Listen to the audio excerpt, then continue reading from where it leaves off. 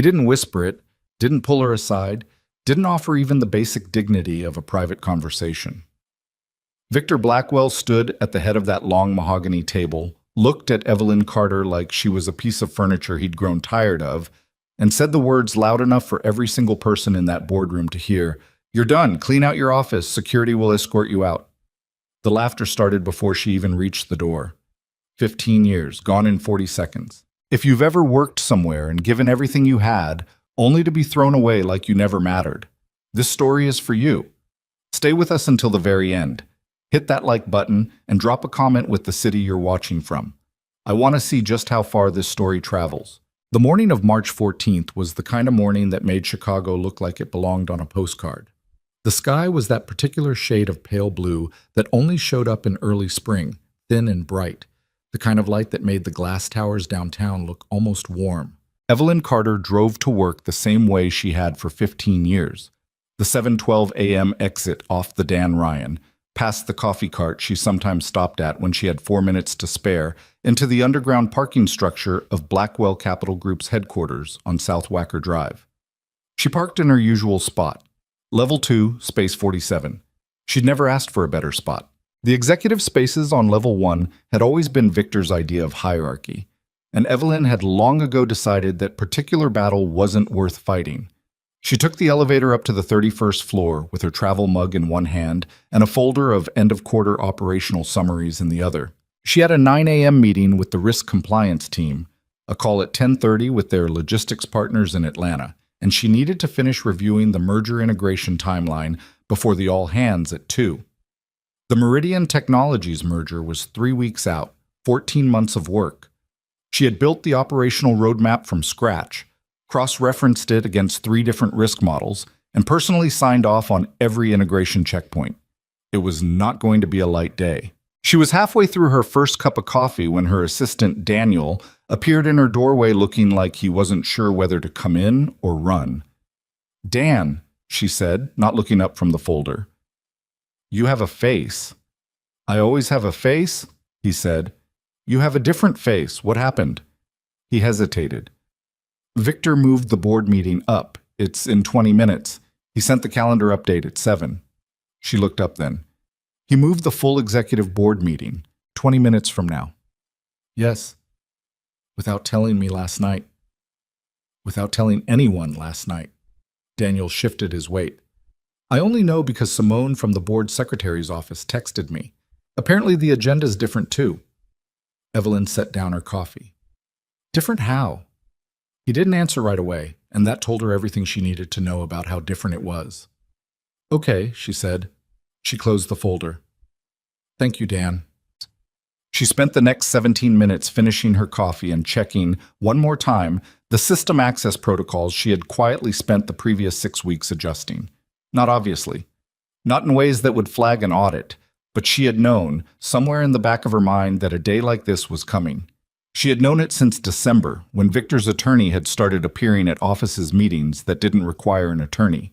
Since January, when Lauren Pierce, Victor's chief strategist and closest ally, had begun CCing herself on emails she had no operational reason to be on. Since February, when Evelyn had found a discrepancy in the transfer logs that she couldn't explain with any legitimate accounting framework, she had taken that discrepancy home and studied it for 2 weekends in a row. Then she had made some calls. The board meeting was in the 42nd floor conference room, floor-to-ceiling windows, leather chairs around a table that cost more than most people's cars. When Evelyn walked in at 8:57, 7 of the 9 board members were already seated. Victor stood at the far end of the table, coffee in hand, talking to Lauren Pierce in a low voice. He glanced over when Evelyn entered. He didn't greet her. She found her seat, second from the left, where she always sat, and set her folder down and waited. The last 2 board members arrived and settled in.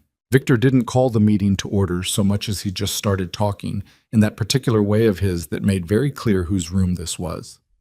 "Good morning," he said. "I'll keep this short. We're 3 weeks from the close of the Meridian acquisition. This is the most significant moment in Blackwell Capital's history, and I want to make sure we cross the finish line with the right people in the right seats." He paused. He looked around the table. His gaze moved past Evelyn without stopping. I've decided to make a structural change to our executive leadership. Effective immediately, the Chief Operations Officer position will be eliminated. The room went still. Not completely still. Somebody's chair shifted, somebody clicked a pen off. But there was a sudden quality to the air that was different from 2 seconds earlier. Evelyn didn't move. Evelyn, Victor said, looking at her now, has served this company for 15 years, and we thank her for that. The way he said it was the way you thanked a waiter for bringing water. Cursory. Automatic. Already done. But as we transition into this next phase of growth, we need streamlined decision-making and an operations structure that reflects where we're going, not where we've been. Board member Thomas Raines, 60, silver-haired, always on Victor's side of the room in any argument, cleared his throat. What's the timeline on the transition? Immediate, Victor said. The operations portfolio transfers to Lauren's division today. Evelyn looked at Lauren.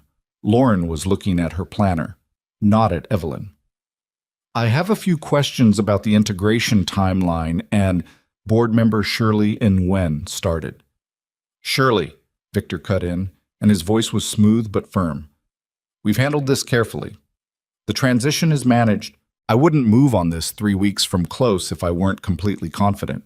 He turned back to Evelyn. And this was when it happened. This was the moment she would think about later. Not with anger exactly, but with the particular clarity that came from watching someone make a catastrophic mistake in slow motion. You're done, Victor Blackwell said. Clean out your office. Security will escort you out. The silence lasted about 4 seconds. Then David Cho, the youngest board member, 38 years old, who had always laughed too quickly at Victor's jokes, did laugh. Just once, a short, involuntary sound. But it broke something, and Gary Wells followed with a low chuckle, and Thomas Raines said something under his breath to the man beside him, and within 10 seconds there was laughter in the room. Not uproarious, not cruel in an obvious way. The polite, complicit laughter of people who had decided whose side they were on and were signaling it in the only safe way available. Evelyn Carter sat with that laughter around her for exactly 3 seconds. Then she stood up, picked up her folder, and walked out. She did not look back. She did not cry. She did not slam the door. She walked to her office, which was down the hall, and 2 turns to the left, and she stood inside it for a moment looking at it. The framed organizational chart she'd redesigned 4 years ago. The shelf of operational manuals she'd written herself. The photo of her and Dan at the company's 10th anniversary event, both of them laughing at something she couldn't even remember now. 15 years of choosing this building over sleep, over weekends, over any number of things she had decided could wait. She took the photo of Dan. She took a small blue ceramic mug her niece had painted for her. She took nothing else. The security guard's name was Philip. He'd been working the building for 6 years. He didn't make eye contact when he met her at her office door, and she didn't make it easy for him by pretending the situation was normal. "Hi, Philip," she said. "Miss Carter?" He was staring at the wall just past her shoulder. "I'll be quick," she said. "Take your time," he said, and she could tell he meant it. She was in the elevator 4 minutes later. She rode it down to level 2. She got in her car. She sat there for a moment with her hands on the steering wheel, the ceramic mug on the passenger seat, the folder open to the merger integration timeline she'd never get to finish. Then she picked up her phone and made a call. "It happened," she said when the line connected.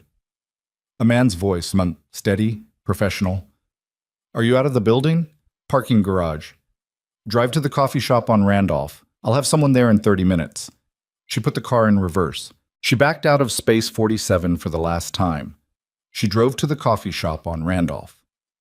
Special Agent Marcus Webb of the FBI's Financial Crimes Unit had a face like someone had been trying to sand it down for years without quite finishing the job. He was 51, heavy-set, with reading glasses he kept losing and finding in his own jacket pockets. He sat across from Evelyn Carter in the corner booth of a coffee shop 6 blocks from the Blackwell Capitol building and watched her set a portable hard drive on the table between them. "I want to be very clear about something," Evelyn said. "I'm not doing this because I'm angry." Webb looked at the drive. "Okay.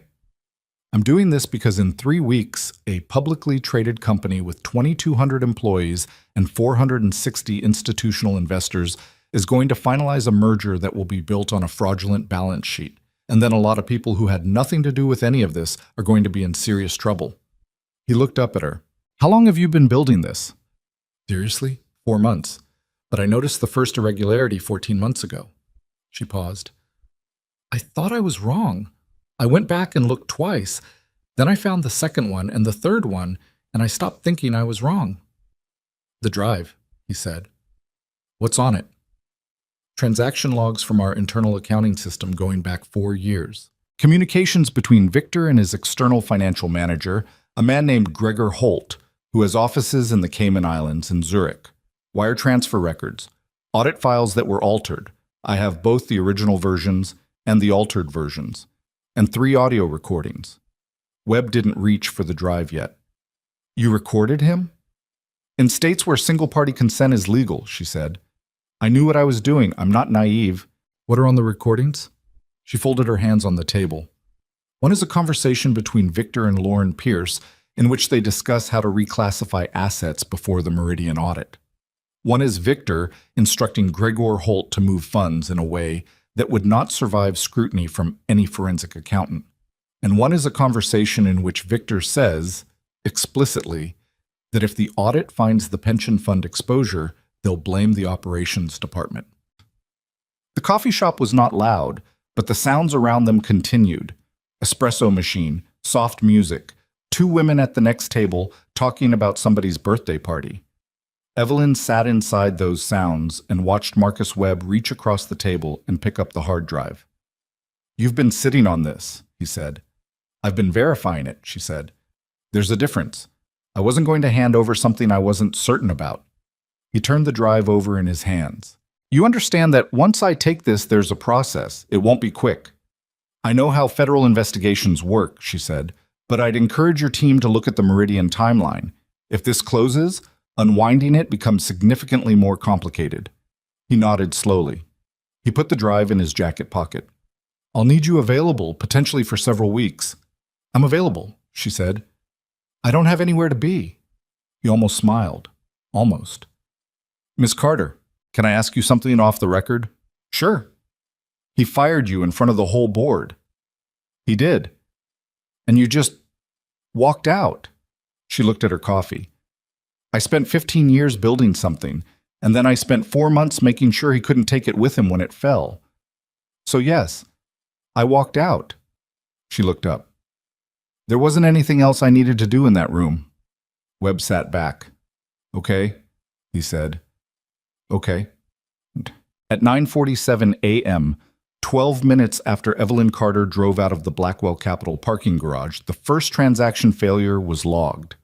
It appeared in the internal system as a routine flag, a timeout error on an outgoing wire transfer to one of their portfolio companies. The kind of thing that happened a few times a year. The kind of thing that got forwarded to IT and resolved in 20 minutes.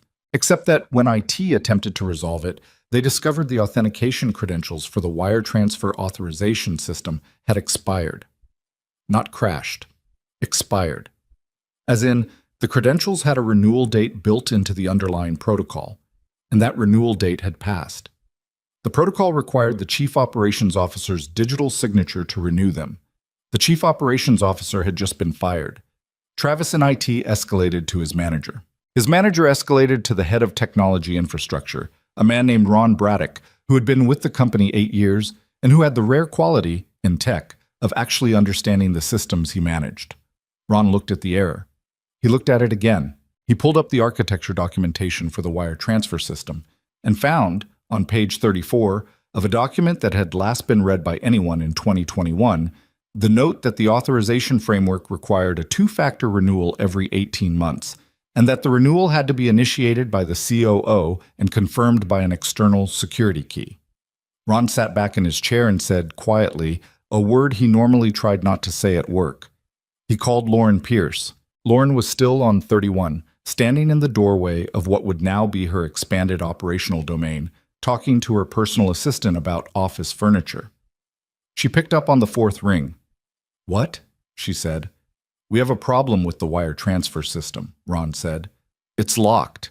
And the way it's set up, Evelyn Carter is the only person who can... Evelyn doesn't work here anymore, Lauren said. Figure it out. I understand she doesn't work here, but the technical... Ron. Her voice had the particular flatness of someone accustomed to problems disappearing when she used that tone. Fix it. He sat with his phone in his hand for a moment after she hung up. Then he pulled up the system again and started working through it methodically, looking for a workaround. He was still looking 2 hours later when the trading system locked down. This one was different. This wasn't a credentials expiration. This was an active security protocol engaging, which was a different category of problem entirely. The trading platform that Blackwell Capital used for its portfolio management, the one that processed somewhere in the range of $40 million in daily transactions, had a fraud detection layer built into its backend. That layer had been designed 5 years ago by the then-new Chief Operations Officer, who had arrived at Blackwell Capital with a background in financial security systems and had very quietly, very thoroughly, built a monitoring architecture that watched for specific patterns. Patterns like simultaneous changes to user access permissions across 3 or more executive accounts within a 72-hour window, which was exactly what had happened in the previous 18 hours, as Victor and Lauren had begun reassigning Evelyn's system access to other users in preparation for her removal. The security layer saw the pattern. It did what it had been designed to do. It flagged the account cluster as compromised and initiated a partial lockdown, freezing outgoing transactions above $50,000 pending a security review. A security review that required authorization from the Chief Operations Officer. By noon, they had lost access to approximately 60% of outgoing transaction capability. The merger documentation was dependent on demonstrating clean transaction flow. The Meridian due diligence team had a system audit scheduled for the following week. Victor Blackwell was in his office when Ron Braddock and the head of legal, a man named Peter Cho, came to tell him about both problems at once. Ron stood with his laptop open, showing the error logs. Peter stood with his arms crossed, and the expression of someone calculating how much personal legal exposure he had accumulated in the past 6 hours. Victor listened. He stood at his window, the 42nd floor, the pale March sky, Lake Michigan glinting in the distance, and he listened to 2 men explain that the woman he'd fired that morning had built the operational infrastructure of this company so thoroughly, so completely, so specifically, that her removal had not been a subtraction. It had been a structural failure. Call her, he said. Peter and Ron exchanged a look. Call her, Victor said again. Offer her, I don't know, offer her whatever she wants. Reinstatement, a bonus, whatever. Get her on the phone. Peter cleared his throat. Victor, she left with a folder and a coffee mug. There's a reason she wasn't upset. Victor turned from the window. What does that mean? Peter looked at him steadily. It means she knew this was coming, and it means she was ready for it, which means we need to ask what else she was ready for. Victor stared at him. Call her, he said a third time, but his voice was different now. Peter called. The number rang 5 times and went to voicemail. He left a message. Professional, neutral, wadsikum. Gukshal, we'd like to discuss the transition. He hung up and looked at Victor. Victor turned back to the window. Below, on the streets of Chicago, the city moved the way it always moved, dense and indifferent and enormous. Somewhere down there, in a coffee shop 6 blocks away, a portable hard drive with 4 years of financial records on it had changed hands. Nobody in the 42nd floor office knew that yet, but they were starting to understand that something had gone very wrong. The call Evelyn had been waiting for came at 12:18 p.m. Not from Victor. She hadn't expected Victor. From Peter Cho, which told her something about how the morning had gone, because Peter didn't make calls like this unless Victor had run out of other options. She let it ring. She was sitting in her sister Margaret's apartment in Lincoln Park, shoes off, feet tucked under her on the couch, working through a bowl of Margaret's leftover rice and the notes she'd been assembling for the past 3 days. Margaret was at work. The apartment was quiet and smelled like the candles Margaret bought in bulk from a shop in Wicker Park. Evelyn had not cried yet. She wasn't sure if she was going to. She had worked for Blackwell Capital for 15 years and 2 months. She had joined at 34 after 8 years at a financial infrastructure firm in Boston because Victor Blackwell had called her personally and told her he was building something significant and he needed someone who understood how to build systems that didn't break. She had believed him. She had believed that for a long time, Not naively, she thought, but with the kind of calibrated faith that came from watching something actually work. The company had grown. The systems she'd built had held. Clients trusted the platform because the platform earned it. And then, somewhere in the past 3 years, something had changed. Victor had gotten impatient with the pace of legitimate growth, or bored with it.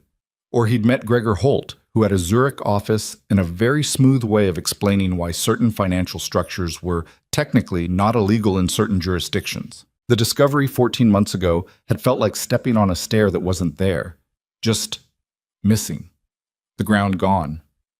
She'd stood there for a moment in the middle of a quarterly review and thought, that can't be right. She'd checked. It was right. And once she'd seen it, she couldn't unsee it, and the more she looked, the more she found. She had not told anyone in the building. She had not confronted Victor. She had gone home and thought about it for a week, and she had arrived at the understanding that the only thing she could do that would actually help the employees, help the investors, help the clients who trusted this company, was to document everything properly and make sure it ended up with people who could act on it. She had spent the past 4 months doing exactly that, quietly, without urgency, without making mistakes. Victor had fired her before she was quite finished, but not before she was finished enough. Her phone buzzed again. A text from Dan, from the building. "Are you okay?" She texted back, "I'm fine. Don't worry about me. Take care of yourself." His response, "The trading system locked down. Ron's been on calls all morning." She set the phone down. She picked up the local notepad she'd been working through and found the page where she'd written, 3 weeks ago, in her own handwriting. "When they realize what's happening, they will try to reach you. Do not help them undo it. The lockdown is not meant to hurt the company. It is meant to stop the merger until investigators can act." She'd underlined that last sentence. She turned the notepad face down and finished her rice. At 2:15 p.m., the Meridian Technologies acquisition team, 11 people who had flown in from San Francisco and were staying at the Marriott on Michigan Avenue, received an email from their legal department flagging an anomaly in the Blackwell Capital transaction records that had been shared as part of the due diligence package. The email was brief and technical. It said that one of their forensic accountants had noticed that the transaction logs submitted for review did not match the format of logs generated by the software platform Blackwell claimed to use, and could someone from Blackwell please clarify? The Meridian team's lead attorney, a woman named Caroline Rhodes, read the email on her laptop in a conference room in the Marriott, and thought about it for several minutes before she picked up the phone. She called her counterpart at Blackwell Capital's legal team. He didn't answer. She called the secondary contact, voicemail. She called the main reception line of Blackwell Capital and asked to be connected to the COO's office. The receptionist put her on hold for an unusual length of time. When she came back, she said, "I'm sorry, Ms. Rhodes. I'm not sure who to connect you with right now. Can I have someone call you back?" Caroline Rhodes ended the call. She looked at her laptop for another moment. Then she opened a new email and began typing. By 4 p.m., the Meridian acquisition team had sent formal notice to Blackwell Capital that they were pausing the due diligence process pending clarification on several documentation questions.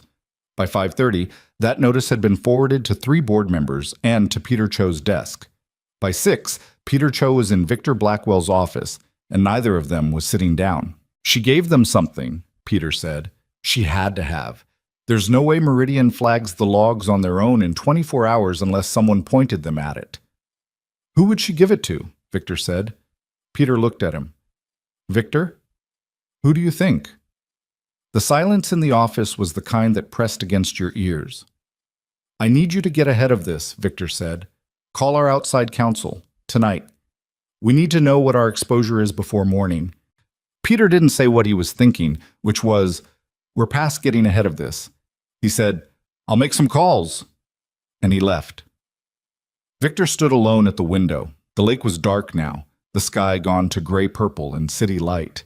He thought about Evelyn Carter walking out of the boardroom that morning with her folder and her coffee mug and her complete, unnerving composure. He'd taken it for defeat. He'd watched her go and felt the satisfaction of a man who had executed a difficult decision cleanly. He understood now that he had not been watching defeat. He'd been watching the door close behind someone who had already finished what she came to do. He picked up his phone. He called Gregor Holt. The call went to voicemail. He called again. Voicemail. He sent a text. The text delivered. It did not show as read.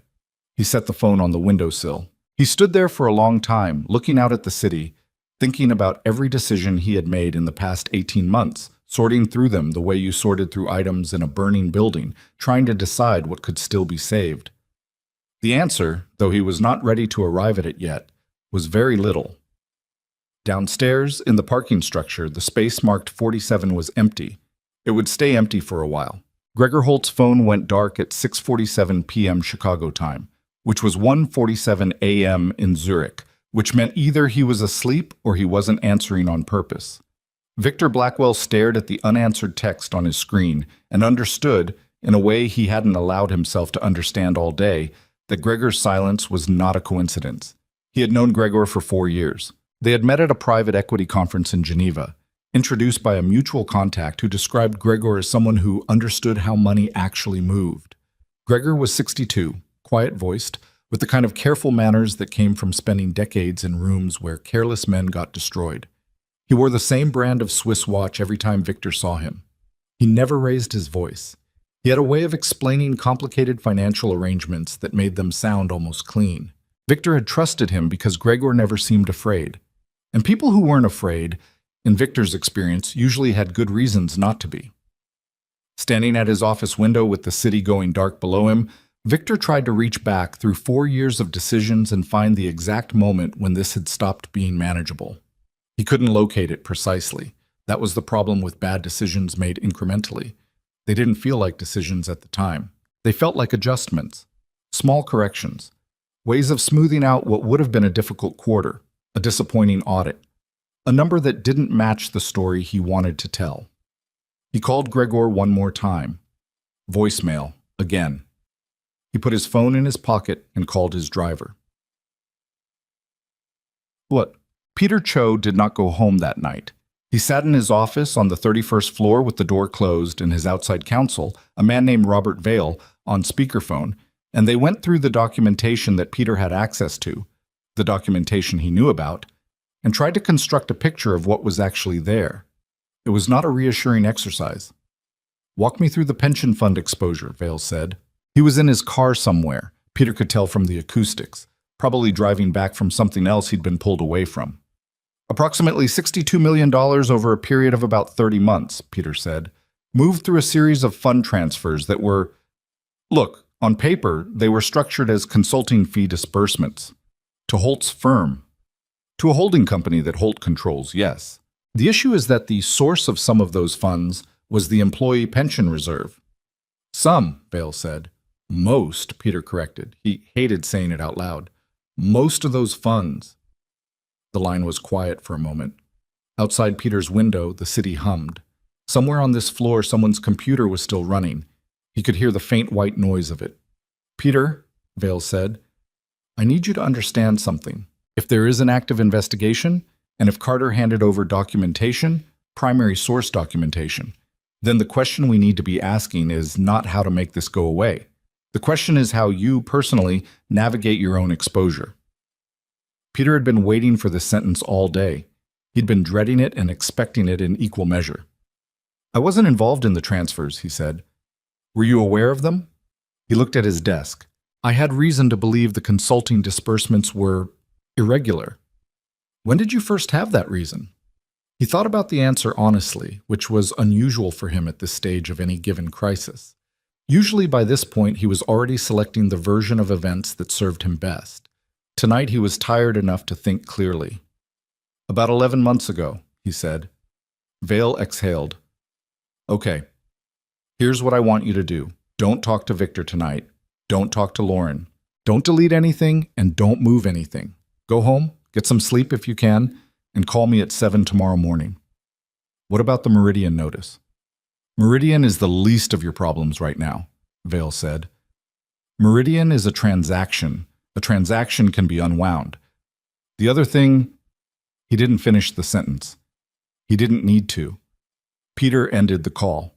He sat in his office for a long time after that, not looking at anything in particular. He thought about Evelyn. They had never been close.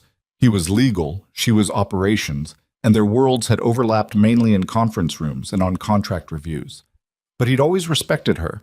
She had a way of asking questions in meetings that made you feel, if you weren't paying attention, like she was simply clarifying details. And then you'd realize, later, that the question had been a scalpel. He thought about the morning, the boardroom, the laughter. He thought about the fact that she had walked out of that room without a word, and he had sat there, and he had not said anything either. That, he thought, was probably something he would carry for a while. He shut off his computer, put on his coat, and took the elevator down to the garage. Lauren Pierce did not have the same evening. Lauren went home to her apartment in River North, poured herself a glass of wine, and spent 4 hours on the phone, with Victor's assistant trying to reach Victor, with the operations team trying to understand the scale of the system failure, with her own assistant fielding a cascade of calls from people who couldn't reach anyone above them. She kept the television on in the background with the sound off, the way she always did when she was working, the blue light of it moving across the walls of her living room. At 9 o'clock, she finally reached Victor. "Where are you?" she said. "Home." His voice was flat. She'd known him for 6 years, and she'd heard that flatness before, but usually in small doses. A bad quarter, a deal that fell through. Tonight it was different. It went all the way down. "Okay," she said. "Talk to me." "The system lockdowns are worse than Ron described. We can't process outgoing transactions above 50,000. The merger documentation team is asking questions we can't answer without Evelyn's authorization codes. Meridian is paused, and Gregor is not picking up his phone." Lauren put her wine down. "Gregor is not—" "I've called 12 times, Victor said. She stood up and walked to her window. River North stretched out below her. The restaurants and bars lit up, people who did not work at Blackwell Capital having a normal Thursday. "Victor, if Gregor's going dark, I know what it means." "Do you?" She kept her voice level because Lauren Pierce had survived in Victor Blackwell's orbit for 6 years by being the calmest person in the room during disasters, and she was not going to break that record tonight. Because if Gregor goes dark and Carter handed something to the feds, if both of those things are true at the same time, then we are not looking at a bad week. We are looking at a very different kind of problem. Victor didn't say anything. "Victor, I heard you. What do you want to do?" "I don't know yet," he said, which was not something she'd heard him say before. In 6 years, she had never heard Victor Blackwell say he didn't know. She stood at the window for a moment after they hung up. She looked at her reflection in the glass, overlaid on the city lights. She thought about the operations reorganization memo she had drafted 2 weeks ago, the one that proposed folding Evelyn's department into her own division. She thought about how good it had looked, how well-reasoned, how clean the org chart had been. She thought about the fact that her name was on that memo, that her digital signature was on a lot of things. She picked up her phone and called her own attorney. Evelyn slept well. She'd expected not to, had half anticipated lying awake in Margaret's spare room cataloging the day, but she was asleep by 10 and she stayed asleep until 6:15, when the pale spring light came through the curtains, and she lay there for a minute listening to the sounds of the neighborhood waking up. Margaret was already in the kitchen when Evelyn came out. Margaret was 58, 4 years older than Evelyn, a middle school vice principal who had been waking up early her entire adult life and had the particular energy of someone who had made peace with that fact. "Coffee's ready," Margaret said. She looked at Evelyn carefully, the way you looked at someone after a hard thing. "How'd you sleep?" "Fine, actually." "Fine actually means you're not going to talk about it yet." "I'll talk about it," Evelyn said. "I just need coffee first." She poured a cup and sat at the kitchen table. The table was the same one their mother had owned, solid oak, nicked and water-stained and comfortable in the way things got after 30 years of use. "The news this morning," Margaret said, setting her own cup down across from Evelyn. "There's something about Blackwell Capital on the financial channel." Evelyn looked at her. "What kind of something?" "Trading anomalies, suspended transactions. They're calling it an internal operational review." Margaret watched her sister's face. "That wasn't an accident, was it?" "No," Evelyn said. Margaret was quiet for a moment. She had the same eyes as Evelyn, dark brown, direct, but she used them differently. Margaret's eyes asked questions. Evelyn's tended to give answers without being asked. "Are you going to be okay?" Margaret said. "I'm going to be fine," Evelyn said. It's the other people I'm thinking about. The employees? 2,200 of them. And the investors. And the pension fund. She wrapped both hands around her mug. The fraud is real, Maggie. I'm not doing this out of spite. I know how it looks. It doesn't look like spite to me, Margaret said. It looks like you've been carrying something very heavy for a long time, and you finally put it down. Evelyn looked at her sister. Something like that, she said. She picked up her phone. A text from Marcus Webb. Can you come in this morning? We have some questions and things are moving faster than expected. She typed back. What time? His response came in under a minute. 8:30. I'll send you the address. She looked at the time, 6:41. She had less than 2 hours. She finished her coffee. The FBI field office where Marcus Webb worked was not in a dramatic building. It was the kind of building that looked like an insurance company. Beige, bureaucratic, practical. Evelyn took a cab because she didn't want to deal with parking, and she arrived at 8:25 and was escorted to a conference room on the third floor that had fluorescent lights and a whiteboard covered in diagrams she wasn't supposed to see, and which someone hastily turned around when she walked in. Webb was there with 2 other agents, a younger woman named Tanya Ortiz, who had a legal pad and the focused energy of someone who had been at this since 6, and an older man named Frank DeLuca, who sat against the wall and took notes and didn't say much. Thank you for coming in, Webb said. Of course, Evelyn said. She sat down. She had brought her own folder. The physical copies of the documentation she'd given Webb on the drive, plus a set of handwritten notes that had been living in her home office for the past 3 months. We've had our forensic team working on the drive overnight, Webb said. I want to ask you about some specific entries, if you're up for it. Yes, she said. Okay. He opened a folder of his own. The transfer series labeled under Holt Meridian Consulting. Help me understand the structure. Evelyn set her notes on the table. Gregor Holt has a company called Holt Meridian Consulting registered in the Caymans. It has a parallel structure registered in Zurich. The Chicago office of Blackwell Capital made disbursements to both entities, labeled as strategic consulting fees. The disbursements began about 31 months ago. And the source of funds? Initially, legitimate operating revenue.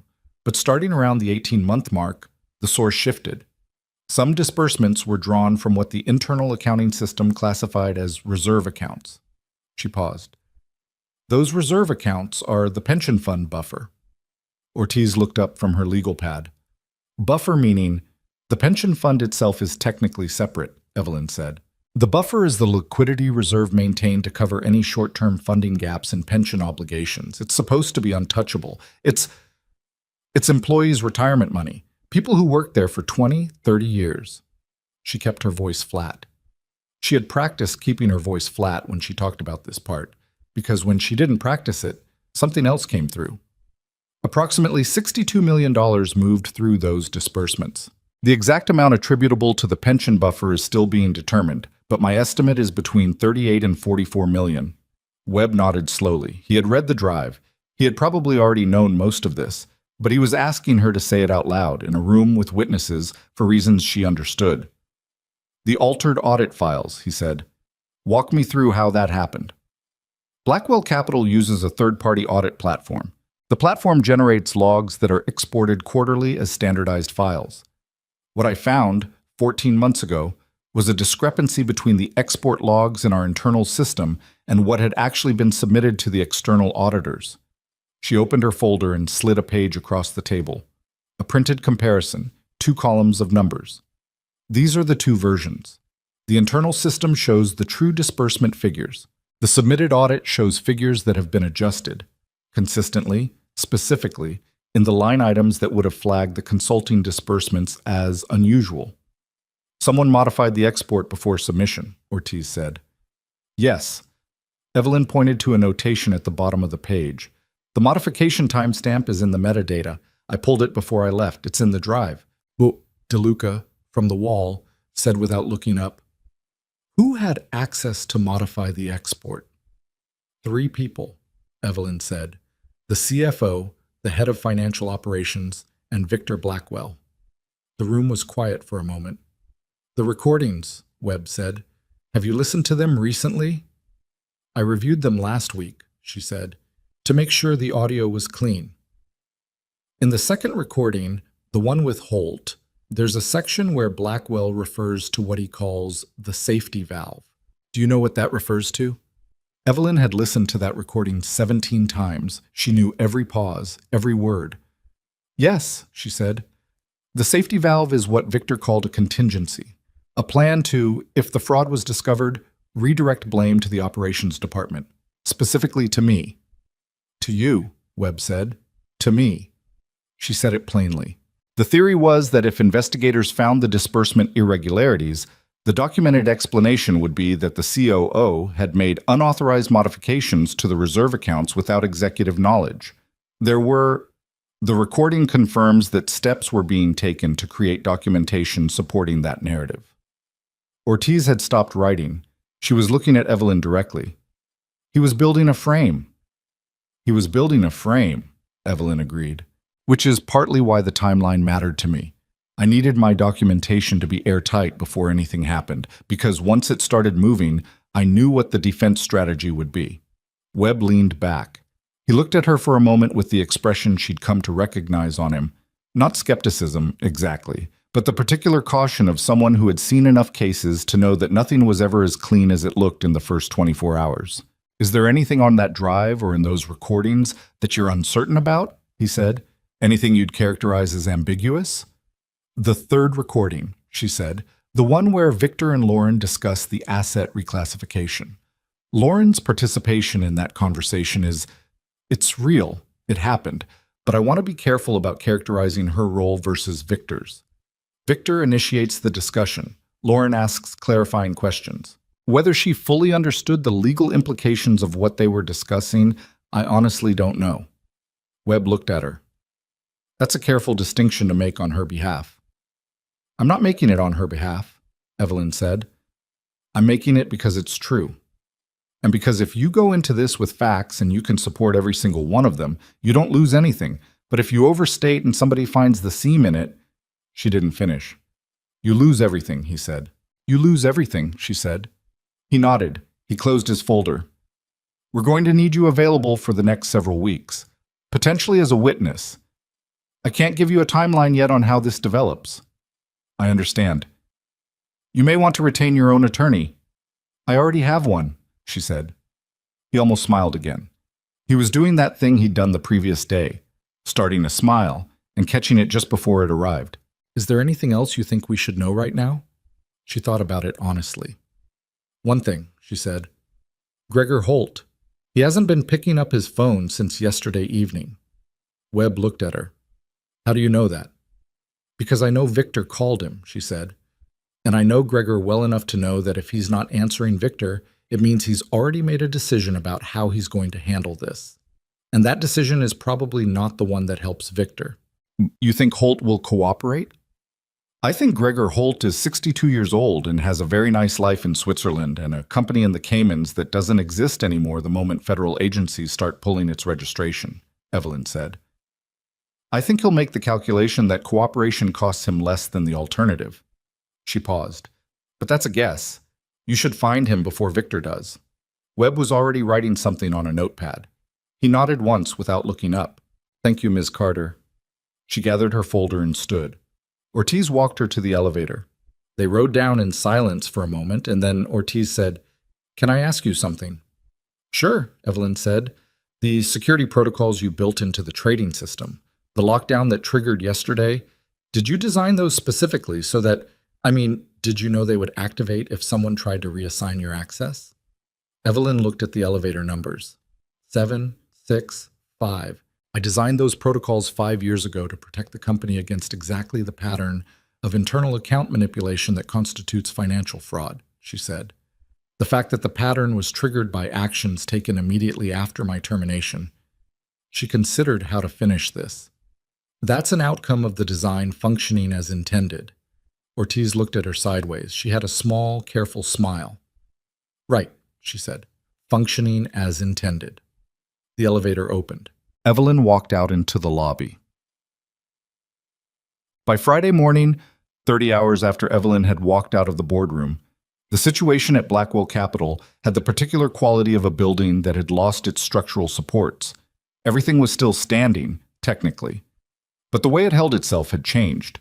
The Meridian acquisition team had, per Caroline Rhodes' instruction, sent a second formal notice. This one was less diplomatic than the first. It used phrases like material discrepancies and due diligence obligations and potential breach of representations. Victor's outside counsel had been on the phone with Meridian's legal team for most of Thursday night and had not, by Friday morning, produced anything reassuring. The transaction system was still partially locked. Ron Braddock had been working on it with a team of outside IT contractors since Wednesday evening, and what he had determined was that the security architecture Evelyn had built into the back end was not something you bypassed. It was something you either had the keys to or you didn't. The keys lived on a security token registered to the COO position and on a backup key held by a third-party escrow firm that Evelyn had set up 5 years ago. The escrow firm had been notified of Evelyn's termination by Ron's team, and the escrow firm had, very politely, explained that they required a 30-day notification period before releasing the backup key to a new designee. 30 days was 3 weeks past the Meridian close date. Victor knew all of this by 7 a.m. Friday. He sat in his kitchen, the house in Lincoln Park. The kitchen his ex-wife had designed and he had kept in the divorce because he liked the view. And he drank his coffee and he read the summaries his assistant had compiled, and he thought about options. His attorney, a man named Wallace Chen, was expected at 9. Wallace was the expensive kind of attorney, which usually meant the effective kind. Victor had hired him 3 years ago for a different matter that had quietly resolved itself, and he had paid Wallace's retainer every quarter since because you never knew. He was beginning to understand what you never knew meant. His phone showed 37 unread messages. He scrolled through them without opening most. One was from Thomas Raines, the board member. The message said, "Calling you at 9. Important." Victor noted that Thomas, who had laughed in the boardroom on Wednesday morning, who had been the most reliable of Victor's board allies for 6 years, had not called himself available. He had announced he was calling. That distinction mattered. The loyalty calculations were beginning to shift. Victor had been in business long enough to recognize this stage. The moment when the people who had been most enthusiastically on your side started calculating whether enthusiasm was still the right posture. He had watched it happen to other men. He had sometimes been one of the people doing the calculating. He put his phone face down on the counter. He thought about Evelyn Carter. He had hired her because she was the best person for the job, which was something he had always been willing to say about himself, that he hired the best people. He had let her build the systems she needed to build, and he had not interfered because the systems worked and the company grew and the results were there. What he had not fully reckoned with in 15 years of watching her work was that she was not just building systems for the company. She was building them according to a specific set of principles.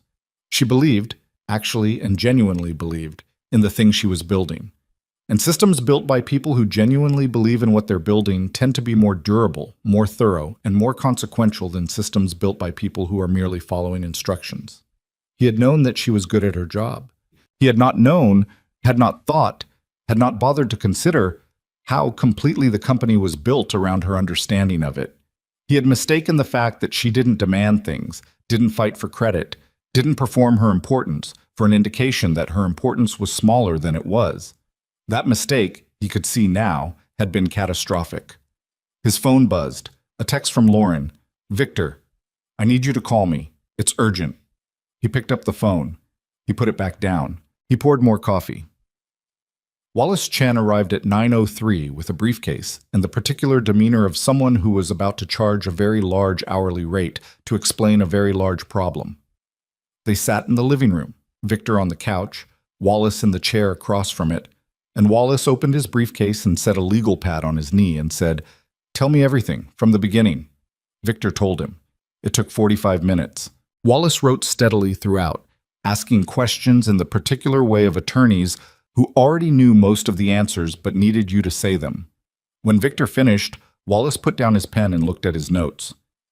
"All right," he said, "here is where we are. Tell me.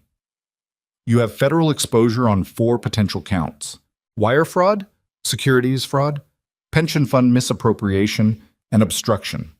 The obstruction comes from the altered audit files, which the government will characterize as deliberate interference with a regulatory process." Wallace said this the way you'd read a weather report. Accurate, clear, not particularly emotional. The question I need answered is how much of the documentation Carter provided is primary source versus reconstructed. I don't know what she gave them, Victor said.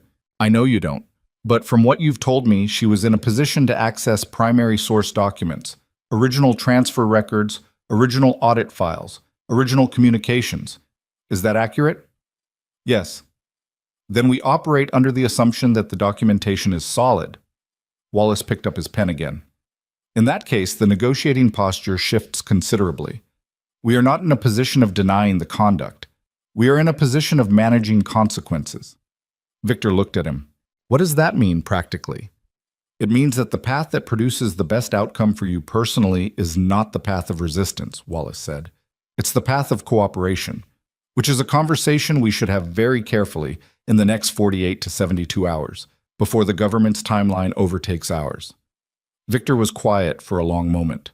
Outside, the Friday morning traffic on the street was its usual moderate chaos. A neighbor's dog barked twice and went silent. Lauren, he said, she's going to have her own attorney and her own calculation to make, Wallace said, cutting that sentence off. You should not speak to Lauren about the substance of any of this.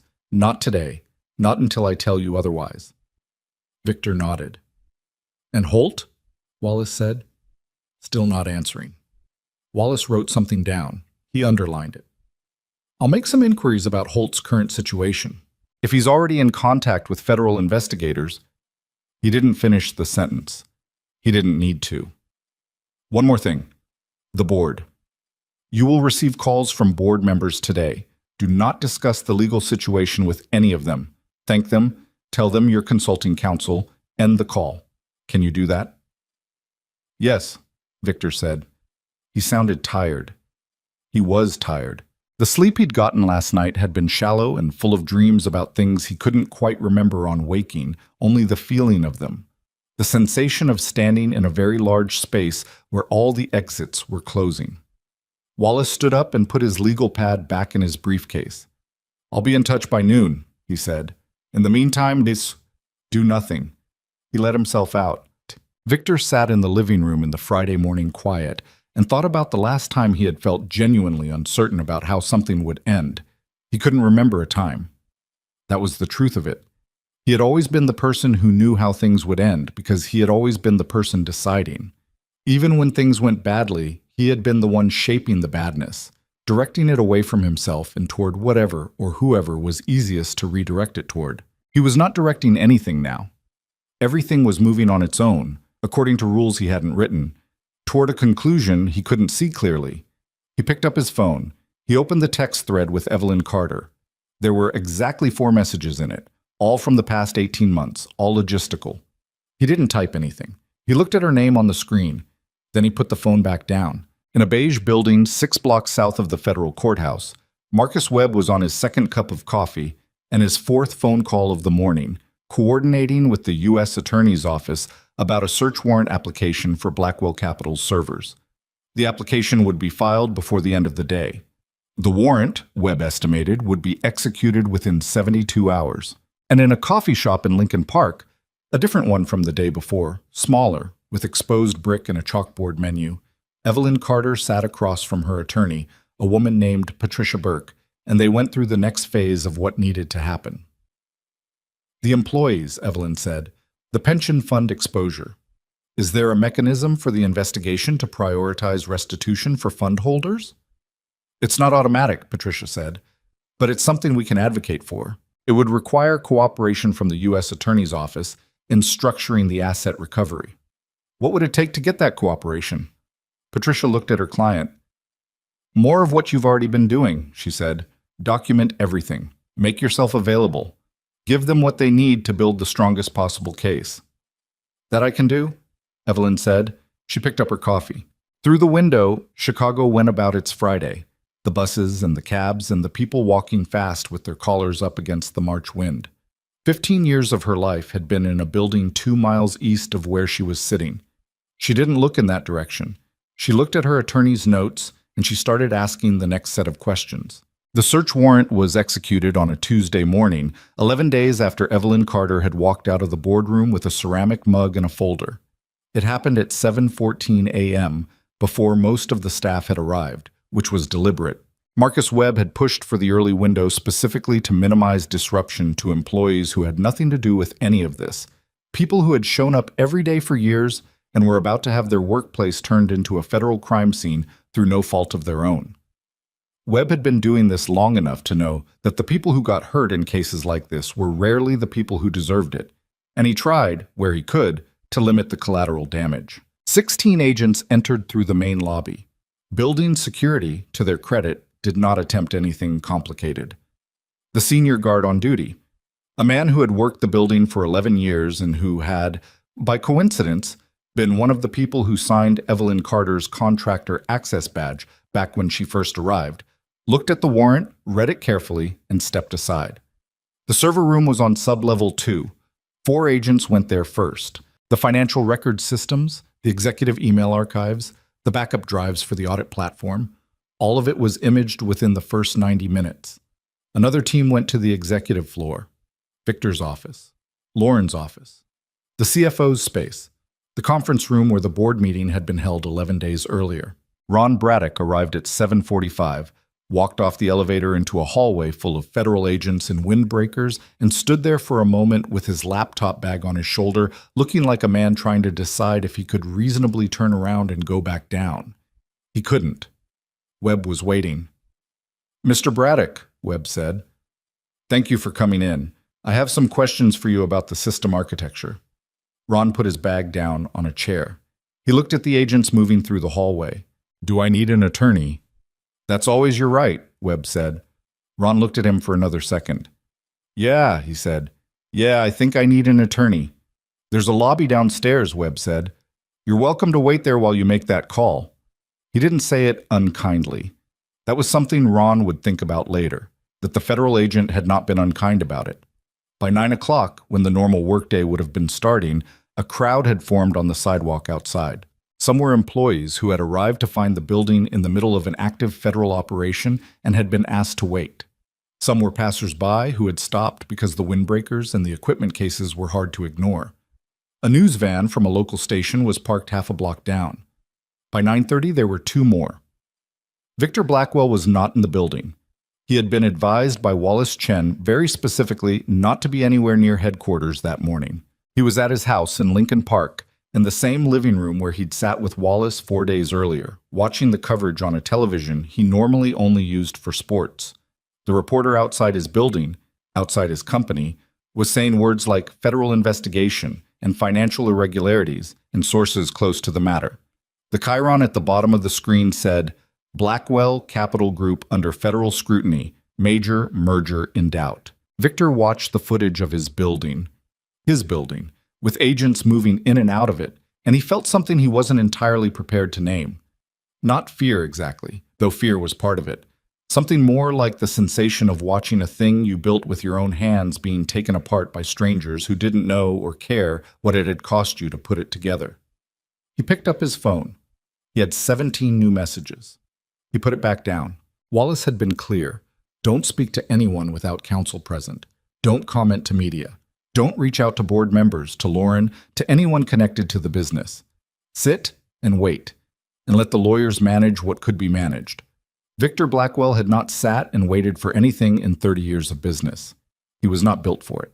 He had built himself specifically and deliberately into someone who acted, who moved first, who decided, who shaped the situation rather than being shaped by it. He was being shaped now, and he had no idea how to be still inside it. Lauren Pierce found out about the raid from Twitter. She had slept badly for the 4th night in a row and was on her couch with coffee at 7:20 when her phone lit up with a notification. Someone she followed in financial media had posted a single sentence: "Federal agents at Blackwell Capital on South Wacker, developing." She put her coffee down and opened her laptop. By the time she got her attorney on the phone, it was 7:38. Her attorney, a woman named Susan Hart, who specialized in white-collar defense, and who Lauren had retained 3 days ago after the conversation with Peter Cho that had left her sleepless, was already aware. "Don't go to the office," Susan said immediately. "I wasn't planning to." "Don't contact Victor. Don't contact anyone on the executive team. Don't post anything. Don't comment to anyone. Don't respond to emails from reporters." A pause. Are you at home? Yes? Stay there. I'll call you at 10. Lauren closed her laptop. She looked around her apartment, the clean lines of it, the furniture she'd chosen carefully, the way everything was arranged to project a particular kind of competent, curated life. She had worked for this apartment. She had worked for every piece of it. And she had worked for the career that paid for it, the title, the influence, the particular weight that came with being the person Victor Blackwell trusted most in a room. She thought about the memo, the reorganization memo with her name on it. She thought about the meetings where she had sat while Victor discussed things she hadn't entirely understood and had told herself she didn't need to understand. She thought about the recording Evelyn had made, the one Evelyn had mentioned to Webb, the one that captured Lauren asking clarifying questions while Victor laid out a plan to reclassify assets. She had asked those questions because she genuinely didn't understand what he was proposing. That was the truth. But she understood, sitting in her apartment with the news on her laptop and her attorney's number still on her screen, that the truth of her intentions was not necessarily the same thing as how those questions would sound on tape in a courtroom. She picked up her coffee. It had gone cold. She drank it anyway. But Peter Cho called Robert Vale at 7:51 and said, "It's happening." "I know," Vale said. "I've been watching. Don't go in." "I wasn't going to," Peter said. "Are you okay?"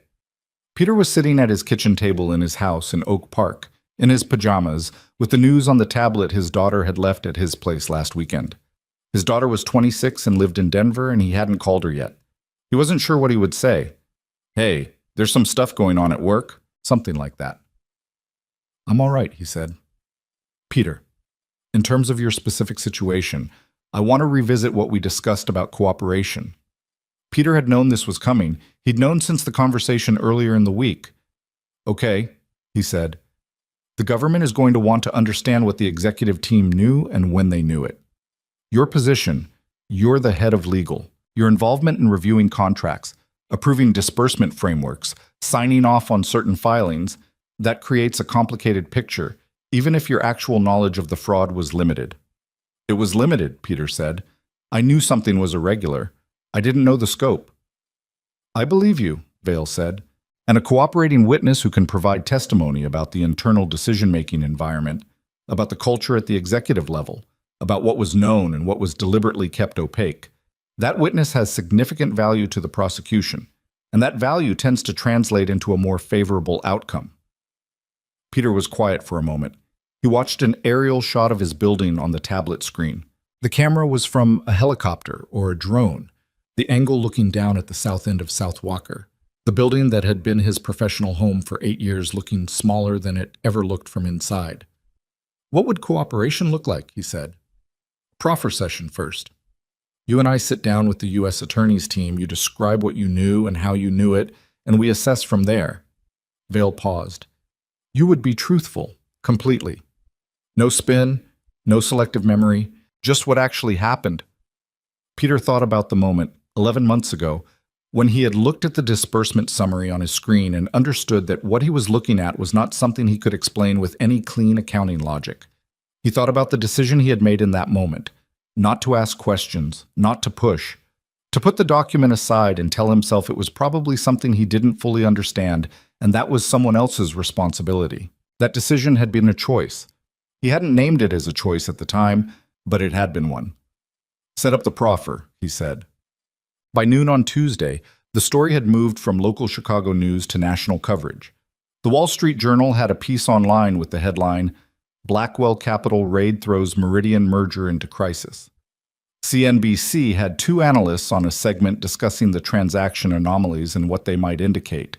A financial blogger who covered fraud cases had already published a timeline of the Blackwell Capital irregularities, drawing on publicly available information that was accurate enough to make Victor's attorney wince when he read it. At 12:30, the Meridian Technologies Board of Directors voted formally to terminate the acquisition agreement. Caroline Rhodes, their lead attorney, issued a 1-paragraph statement that said, with considerable legal precision, nothing specific while communicating everything necessary. Victor's phone showed, at the moment he read about Meridian's decision, 62 unread messages. He had answered none of them. He called Wallace Chen. "It's done," he said when Wallace picked up. Meridian walked. I saw, Wallace said. That's not the priority right now. 14 months of work. Victor. Wallace's voice was patient but firm, the voice of someone who had managed a lot of clients through a lot of crises and had learned that emotion, in these moments, was a luxury that cost more than it was worth. The merger is the least of it. I need you to come to my office this afternoon. I've been in conversation with the U.S. Attorney's Office, and there are developments we need to discuss in person. What developments? A pause that lasted just slightly too long. In person, Wallace said. 3 o'clock. Victor drove to Wallace's office in River North, past the streets he'd driven for 30 years, past the buildings he knew by name and history, past the restaurant where he'd signed 3 deals over dinner in the past decade. The city looked the same. It always looked the same when everything else was different. Wallace's office was on the 28th floor with windows that faced north toward Lincoln Park. Wallace met him at the door himself rather than having his assistant do it, which told Victor something, and led him to the private conference room rather than his office, which told him something else. Sit down, Wallace said. Victor sat. What's the development? Gregor Holt made contact with federal investigators in Zurich through Swiss legal channels. He entered into a cooperation agreement with the U.S. Department of Justice late yesterday evening. Victor heard the words. He processed them individually and in sequence, and he understood each one, and then he sat with the sentence as a complete thing for a moment. Gregor is cooperating, he said. Yes. Since when? The contact was initiated Thursday. He's been in discussions for 5 days. Victor thought about the unanswered calls. The 12 calls to a phone that had been answered by voicemail for 5 days while Gregor was, in Zurich, talking to federal investigators. What is he giving them? Everything we'd expect him to give them. Financial records from his end of the transactions. Communications. His own account of the relationship and the arrangement. Wallace folded his hands on the table. Victor. The picture this builds combined with what Carter provided. It is not a picture that leaves a lot of room. The air conditioning in the conference room was set slightly too cold. Victor noticed that now, for no particular reason. What are my options? He said. Wallace looked at him. Honestly, right now the best option is a proactive approach. Before the indictment, not after. A cooperation agreement offered from our side carries more weight than one negotiated after you're charged. Cooperation, Victor said. The word felt strange in his mouth. It implied yielding, and he had spent 30 years specifically not yielding. It's not an admission of guilt in the negotiation phase, Wallace said. It's an exchange. You provide testimony and access. They consider the extent of your cooperation when determining what they recommend to the court. And if I don't cooperate? Wallace was quiet for a moment. He was not a man who showed much on his face, but something moved through his expression now. Not pity, exactly, but something adjacent to it. Then we defend the case fully, which I am prepared to do. But you need to understand what fully defending this case looks like, given the evidence they have from Carter and from Holt. The recordings, the primary source financial documentation, an insider witness who built the company's infrastructure and knows where every account entry came from, and now a cooperating co-conspirator from the external side. He paused. I will fight for you. That's my job. But I won't mislead you about the probability distribution. Victor looked at the table. It was mahogany, similar to the table in his own boardroom. He thought about that boardroom. He thought about the morning that now felt both recent and very distant, standing at the head of that table, looking at Evelyn Carter and saying the words that had seemed, at the time, like the clean exercise of executive authority. You're done. He had meant it to be decisive. He had meant it to be a closing, the end of something that had run its course, the removal of a piece that no longer fit the direction he wanted to go. He had not thought, standing there with the morning light on that long table and the board arranged around it, that what he was actually doing was pulling the last load-bearing wall out of his own building. Give me until tomorrow morning, he said. Of course, Wallace said, but not longer than that. The trial was set for the following spring, 14 months after the raid. Federal cases moved at their own pace, unhurried and procedural, and those 14 months were a different kind of time from any Victor had experienced. His bail conditions restricted his travel. His assets were frozen in the categories related to the fraud, which was most of them. He lived in the Lincoln Park house, which he owned outright, and he drove his own car, and he went twice a week to a lawyer's office to prepare for a proceeding that was going to take everything. He did not cooperate in the end. Wallace had argued for it. Victor had sat with it for a week and decided he couldn't. It was not a rational decision, and he knew it wasn't rational. But there was something in him that could not find the position, could not locate the self that would sit across from prosecutors and confirm in detail everything he had done. He told himself it was about protecting his options. Wallace knew it wasn't. Lauren Pierce, through Susan Hart, entered into a limited cooperation agreement in the second month. She provided testimony about the internal culture and communication environment and what she knew and when. Her cooperation was genuine, and her culpability, when fully examined, was real but limited. She had participated in conversations without fully understanding their legal implications, and she had made the choice not to ask questions she probably should have asked. The agreement she reached reflected that. Peter Cho, through Robert Vale, cooperated fully. His testimony about the internal decision-making at Blackwell Capital, the culture of information control, the way executive decisions were structured to leave as few written trails as possible, the specific moment when Peter himself had understood that something was wrong and chosen silence, became one of the prosecution's clearest windows into how the fraud had operated on a day-to-day basis. Gregor Holt, from Zurich, provided financial records and testimony that the prosecution's forensic accounting team described as the single most complete picture of the external movement of funds they had seen in a case of this type. None of it had been possible without the foundation Evelyn had built. The recordings, the documentation, the internal records she'd preserved while they were still intact, those were the spine of everything that came after. Every other piece of evidence the prosecution developed was, in some way, a branch growing from that spine. The trial itself lasted 11 weeks. Courtroom 14B of the federal courthouse on South Dearborn was not particularly large or dramatic. A working room, functional and formal, with the particular atmosphere of a place where serious things happened at a methodical pace. Evelyn testified on the 8th day.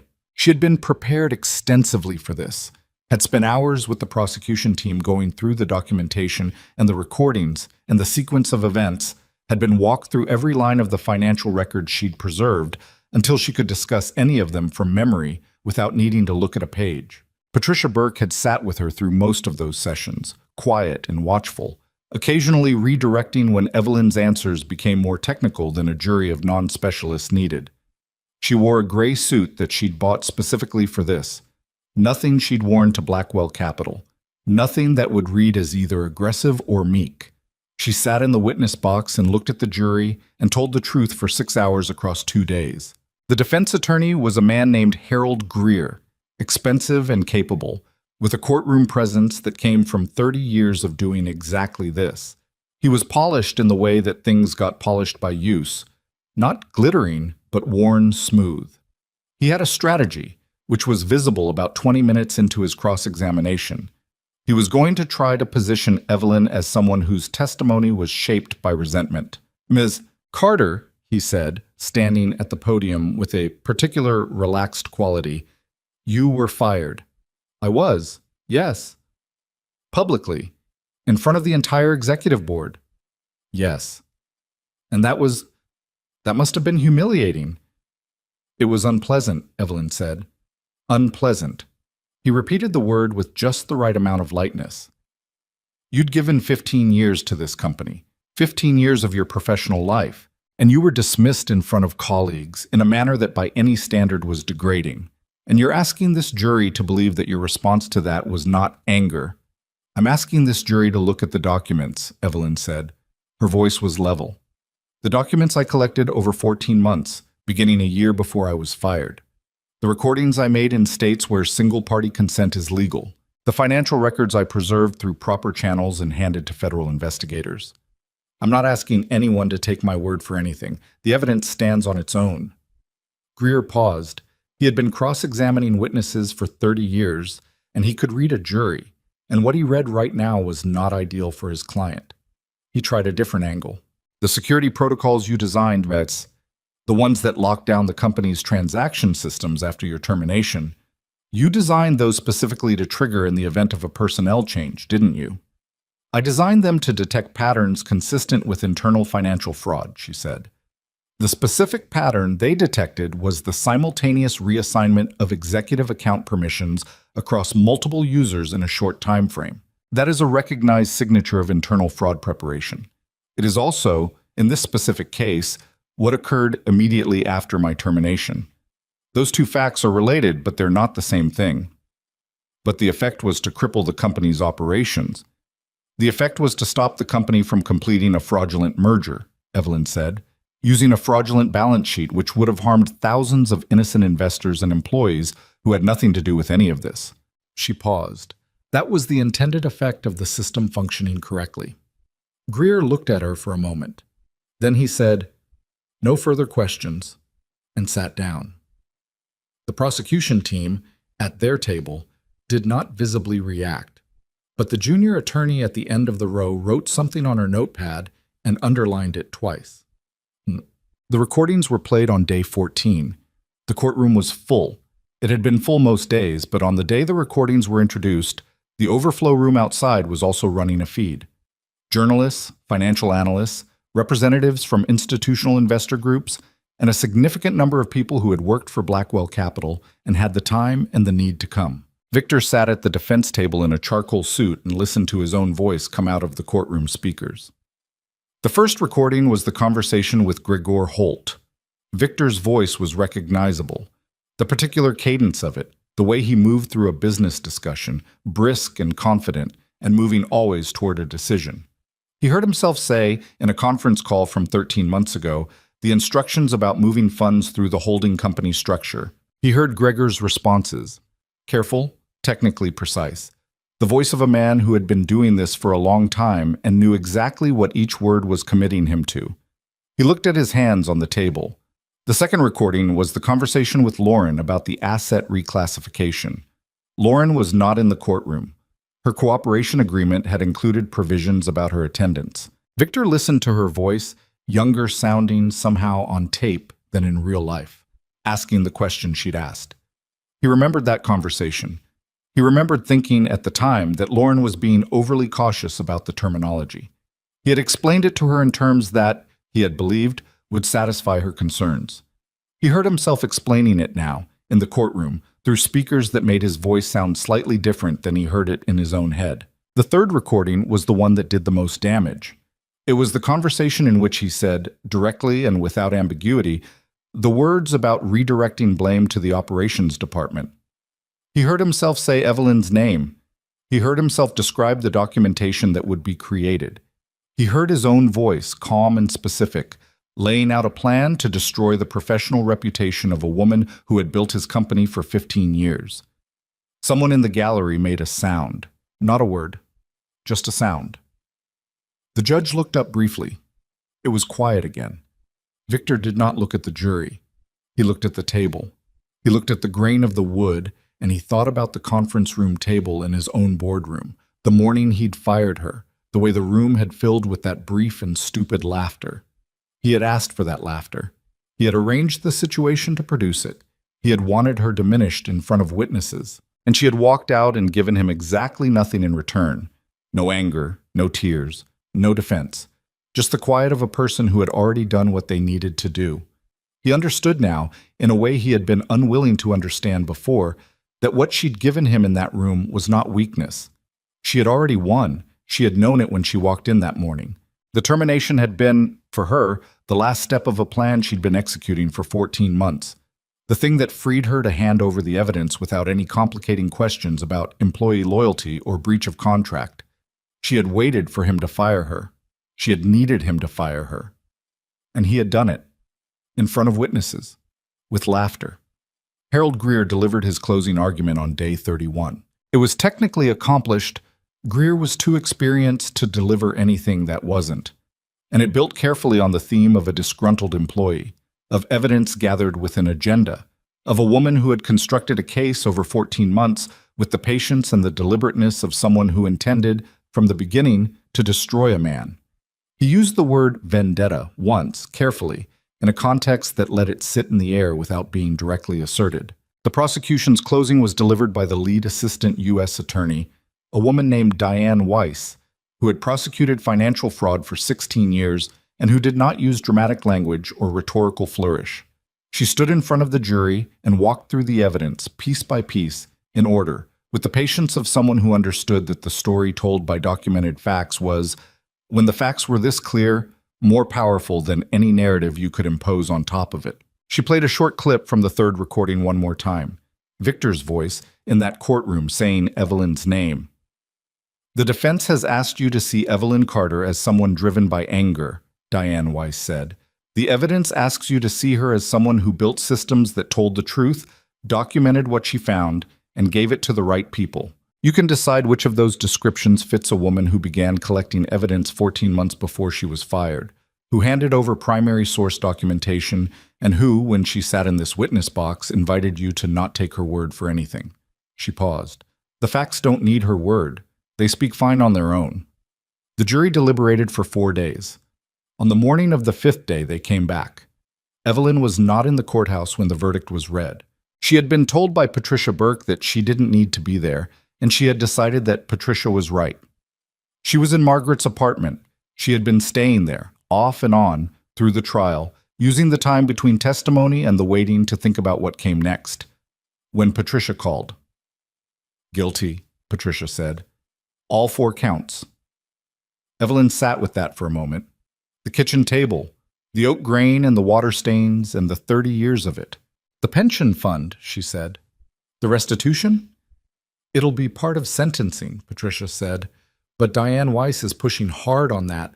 The asset recovery framework is already being built." "Okay," Evelyn said. "Evelyn, it's over." "It's not quite over," Evelyn said. "But okay." She put the phone down. Margaret was at work. The apartment was quiet. Through the window, Chicago was doing what Chicago did, moving, indifferent, enormous, fully committed to its own purposes regardless of what any individual human life was doing. She picked up the phone again. She had a call to make, not to anyone connected to the case, not to her attorney, not to the journalists who had been leaving messages for weeks. She called her niece, her sister's youngest daughter, the one who had painted the blue ceramic mug that Evelyn had taken from her office the morning she was fired, the only personal item she'd carried out. "Hey, Aunt Ev," her niece said. She had a college sophomore's voice, slightly distracted, clearly in the middle of something else. "Hey," Evelyn said. "I just wanted to say hi. Are you okay? Mom said the trial—" "I'm okay," Evelyn said. "How are your classes?" Her niece laughed a little. "You're calling me about my classes right now?" "I'm calling you because I wanted to talk to someone who isn't a lawyer," Evelyn said. Her niece laughed again, properly this time. "Fair enough," she said. "My classes are fine. My geology professor is kind of a nightmare, but I think I'm passing." "You're definitely passing," Evelyn said. "You've always been good at geology." "I've never taken geology before this semester." "Then you're definitely passing," Evelyn said. "I have very high confidence." She sat at the kitchen table and talked to her niece for 22 minutes about geology and a difficult roommate situation and a concert her niece had been to recently. The mug, the blue ceramic one with its slightly uneven handle and the glaze that had dripped a little on one side when it was fired, sat on the shelf above Margaret's stove where Evelyn had put it when she arrived. Outside, the March wind that had been following this story from the beginning had finally turned. The air coming off the lake had the first faint warmth in it, the kind that arrived in early spring and made no promises but was there nonetheless. Sentencing was 6 weeks away. Sentencing was set for a Wednesday in late April, 6 weeks after the verdict, in the same courtroom where the jury had delivered it. The morning was overcast, the sky the particular flat gray of a Midwest spring that couldn't decide whether it was done being winter. People lined up outside the courthouse on South Dearborn before 7, which the security staff noted was earlier than usual even for high-profile cases. Victor Blackwell arrived at 8:55 in a black car with Wallace Chen and a second attorney from Wallace's firm. He wore a dark blue suit and moved through the courthouse with the practiced composure of a man who had spent decades walking into rooms that were supposed to be impressed by him. The composure was real, in its way. It was not performed. It was simply what he had instead of anything else right now. The gallery was full. People who had worked at Blackwell Capital, attorneys who followed federal financial cases, a cluster of journalists in the rows behind the bar, and near the back, quiet and unremarkable, representatives from the pension fund advocacy group that had been working for the past 14 months alongside the federal asset recovery team. Ordinary people, most of them, the kind who showed up at government hearings with folders of documentation and didn't make noise but didn't go away either.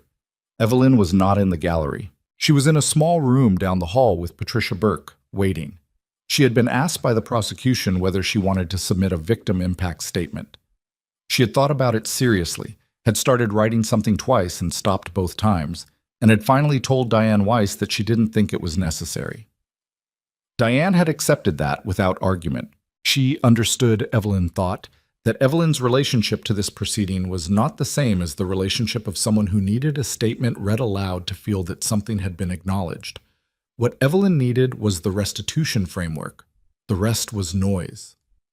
"Are you doing all right?" Patricia asked. She had a coffee from the cart in the lobby and was holding it with both hands the way people held things when they were waiting. "I'm fine," Evelyn said.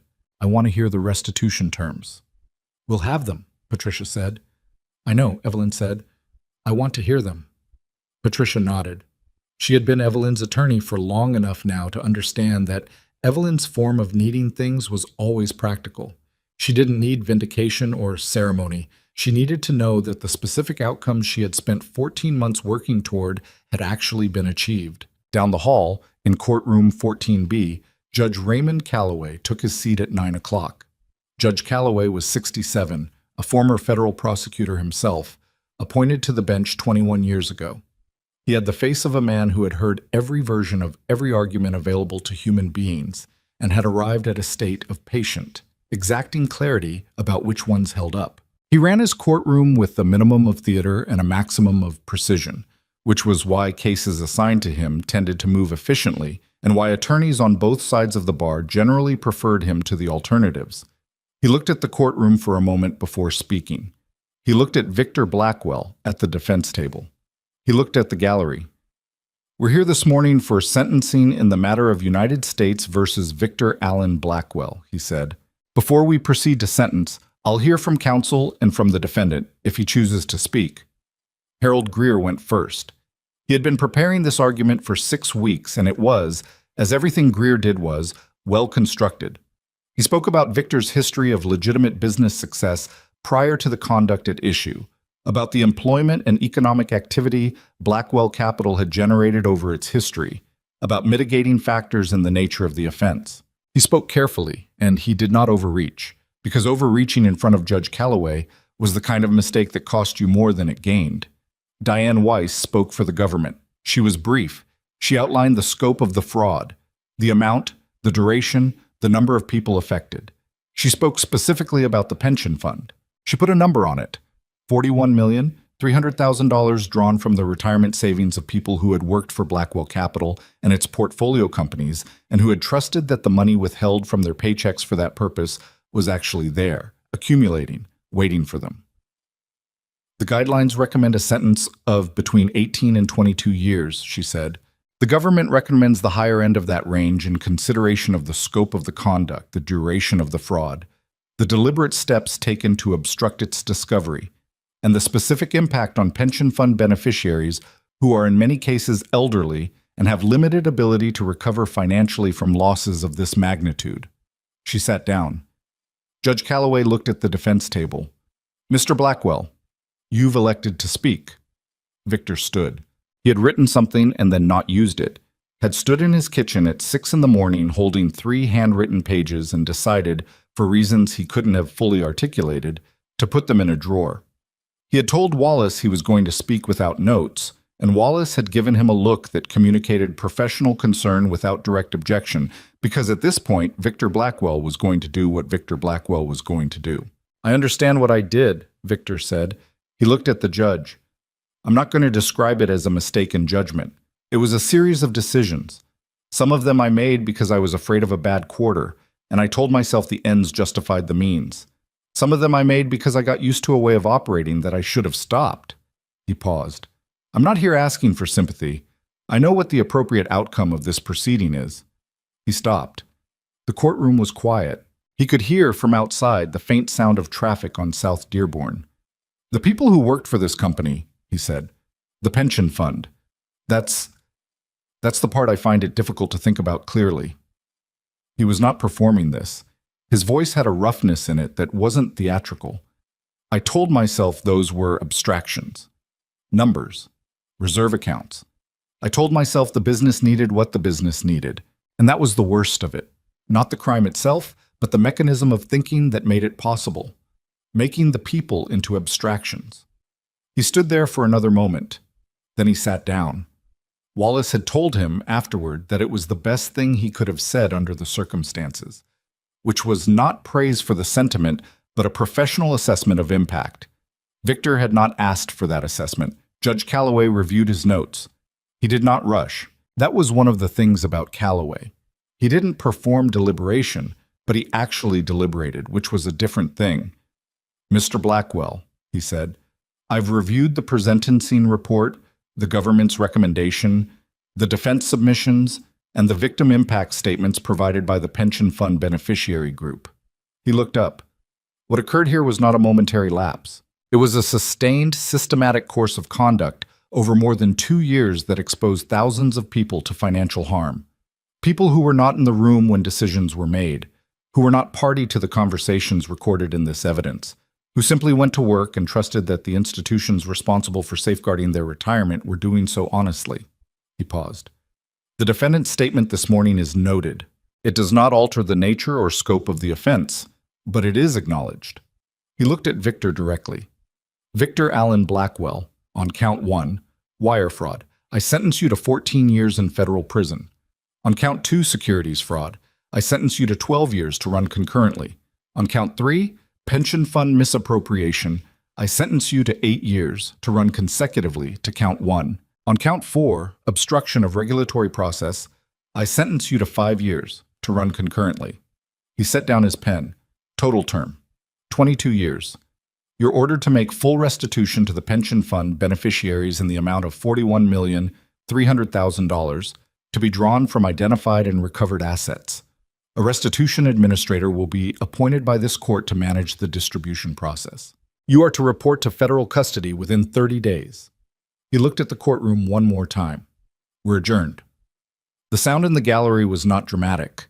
It was the sound of people exhaling, of chairs shifting, of the particular quality of air in a room where something has concluded. Victor sat for a moment before Wallace touched his arm. Then he stood and let himself be guided through the process of what came next. The procedural steps that followed a sentencing, the quiet and inevitable machinery of it. He shook Wallace's hand. He signed some forms. He walked out of the courtroom and down the hall and into the elevator and out through the lobby into the flat gray April morning. He stood on the courthouse steps for a moment. His driver was at the curb. The city moved around him. He thought about something his father had said to him a long time ago, when Victor was still young enough that his father's opinions felt like the law of the world. The thing about reputation is that you only get one. You can build it up your whole life and spend it in an afternoon. He hadn't thought about that in years. He thought about it now. He got in the car. Patricia Burke found Evelyn in the small room down the hall, still with her folder open on the table in front of her, and said, 22 years, full restitution, $41.3 million for the pension fund. Evelyn looked at her. "They're appointing a restitution administrator," Patricia said. "Diane Weiss is going to push for the distribution to begin within 60 days. Evelyn closed the folder. She set both hands flat on the table. 41.3, she said. The full amount, every penny. She sat with that for a moment. $41 million that had belonged to people who had worked morning shifts and overtime and decades of regular Tuesday afternoons, who had watched a portion of every paycheck disappear into an account they trusted, who had planned their retirements around numbers that had been quietly hollowing out beneath them without their knowledge. "Okay," she said. "Evelyn." Patricia sat down across from her. "I want to say something." "Sure." "What you did, collecting that evidence over 14 months, doing it carefully enough that none of it could be challenged, handing it over in a way that gave investigators what they needed to build a case this solid. That restitution happens because of that." Those $41 million go back to those people because of the work you did. I want you to know that I know that, and I think you should know it too." Evelyn looked at her. Patricia was not given to speeches. That was one of the reasons Evelyn liked her. "Thank you," Evelyn said. "Really?" "Okay," Patricia said. "I have 3 more calls to make. Can I buy you lunch after?" "Yes," Evelyn said. "Somewhere that doesn't have a television." The restitution process took 3 months to begin its first distributions and another 8 to complete them. It was unglamorous work, spreadsheets and claims forms and verification processes, and a call center that handled the questions of people who had received letters and weren't sure the letters were real.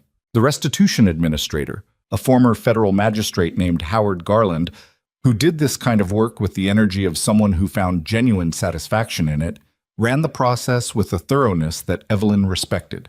She was not officially part of the restitution process. She had no formal role. But she had made herself available to Garland's team when they had technical questions about the financial records she'd preserved, and she had answered every one of those questions. She heard, through Patricia, about some of the beneficiaries. A woman named Ruth, who had worked in Blackwell Capital's document processing department for 26 years and had been 3 years from retirement.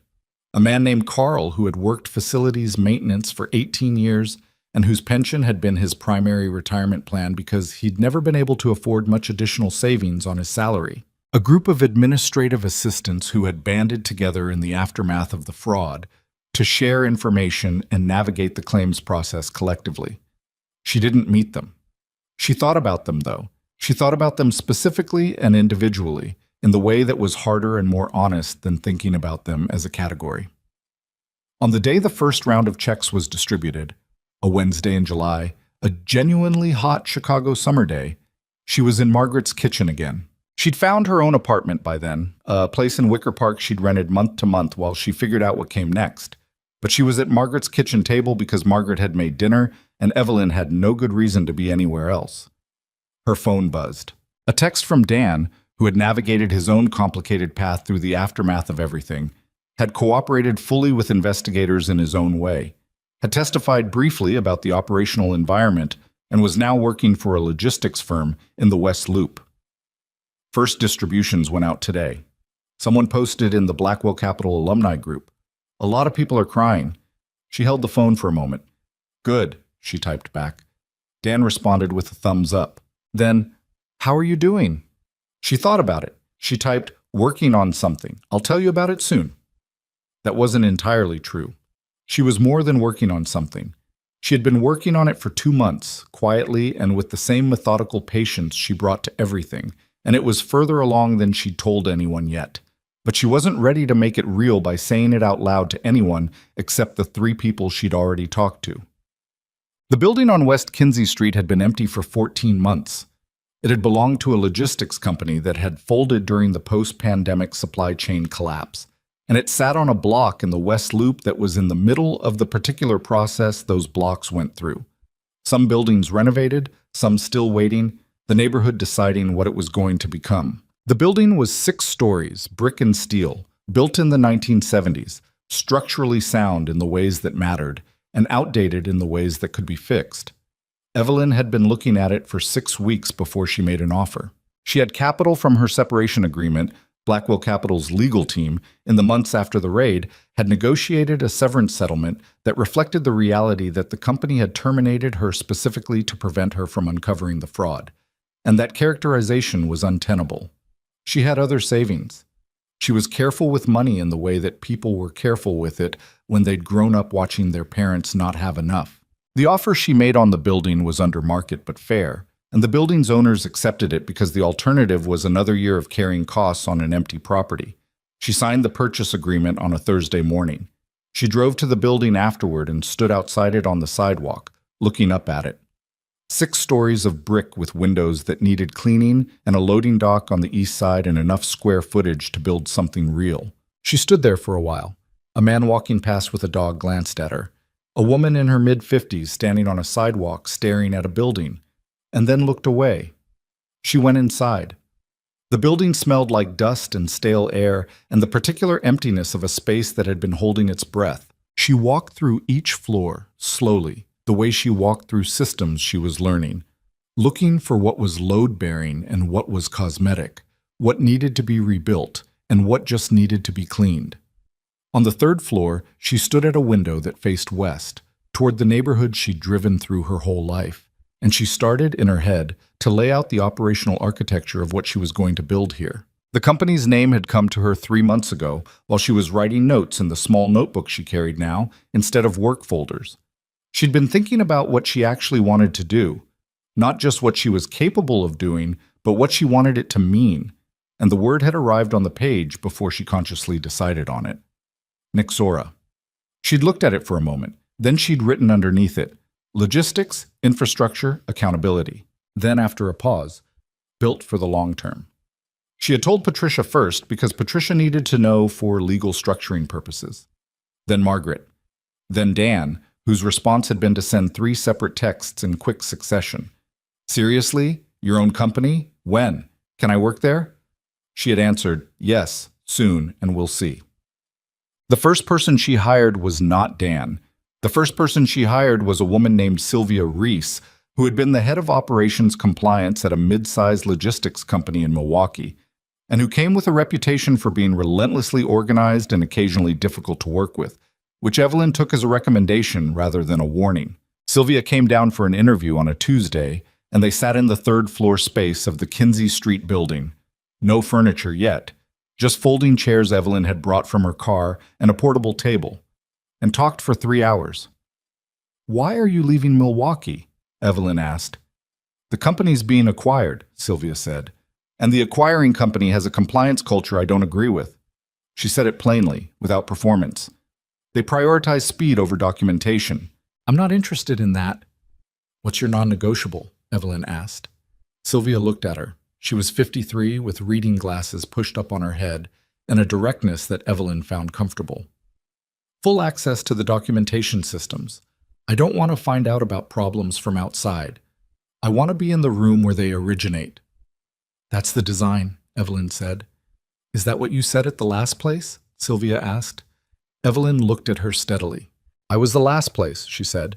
"I built the systems that caught the fraud, and then I handed over the evidence." She paused. "The design principle of what I'm building here is that the people doing compliance work are not downstream of the people making decisions. They're lateral. The systems tell the truth regardless of whether that truth is convenient." Sylvia was quiet for a moment. "That's easy to say at the beginning." "I know," Evelyn said, "which is why it needs to be built in structurally rather than stated as a value. Values are nice. Architecture holds." Sylvia had accepted the offer the following day. Dan came on board 6 weeks after Sylvia, moving from the West Loop firm with 2 weeks' notice, and a relief in his voice when he called Evelyn that he tried to keep professional and didn't quite manage. She let him have the relief.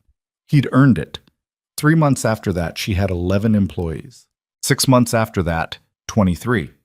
The work was not glamorous. Logistics infrastructure consulting, operational systems design, compliance architecture for mid-sized companies that needed the kind of thorough building that larger firms charged too much for and smaller consultancies didn't have the depth to deliver.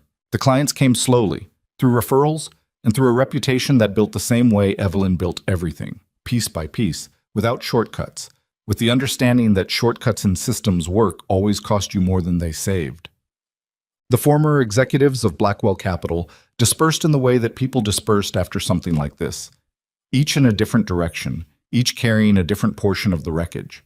Lauren Pierce had received, under her cooperation agreement, a sentence of 3 years probation and a substantial fine.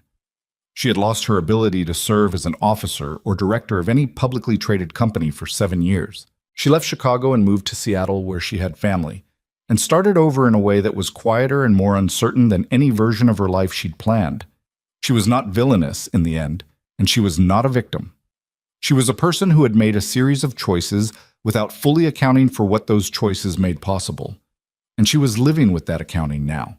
Ron Braddock had cooperated fully and faced no charges. His knowledge of the fraud had been operational rather than participatory, and his willingness to testify had been unambiguous. He found a new position at a technology firm in the suburbs and did not talk publicly about Blackwell Capital in interviews, which was a form of dignity he permitted himself. Peter Cho's story was more complicated.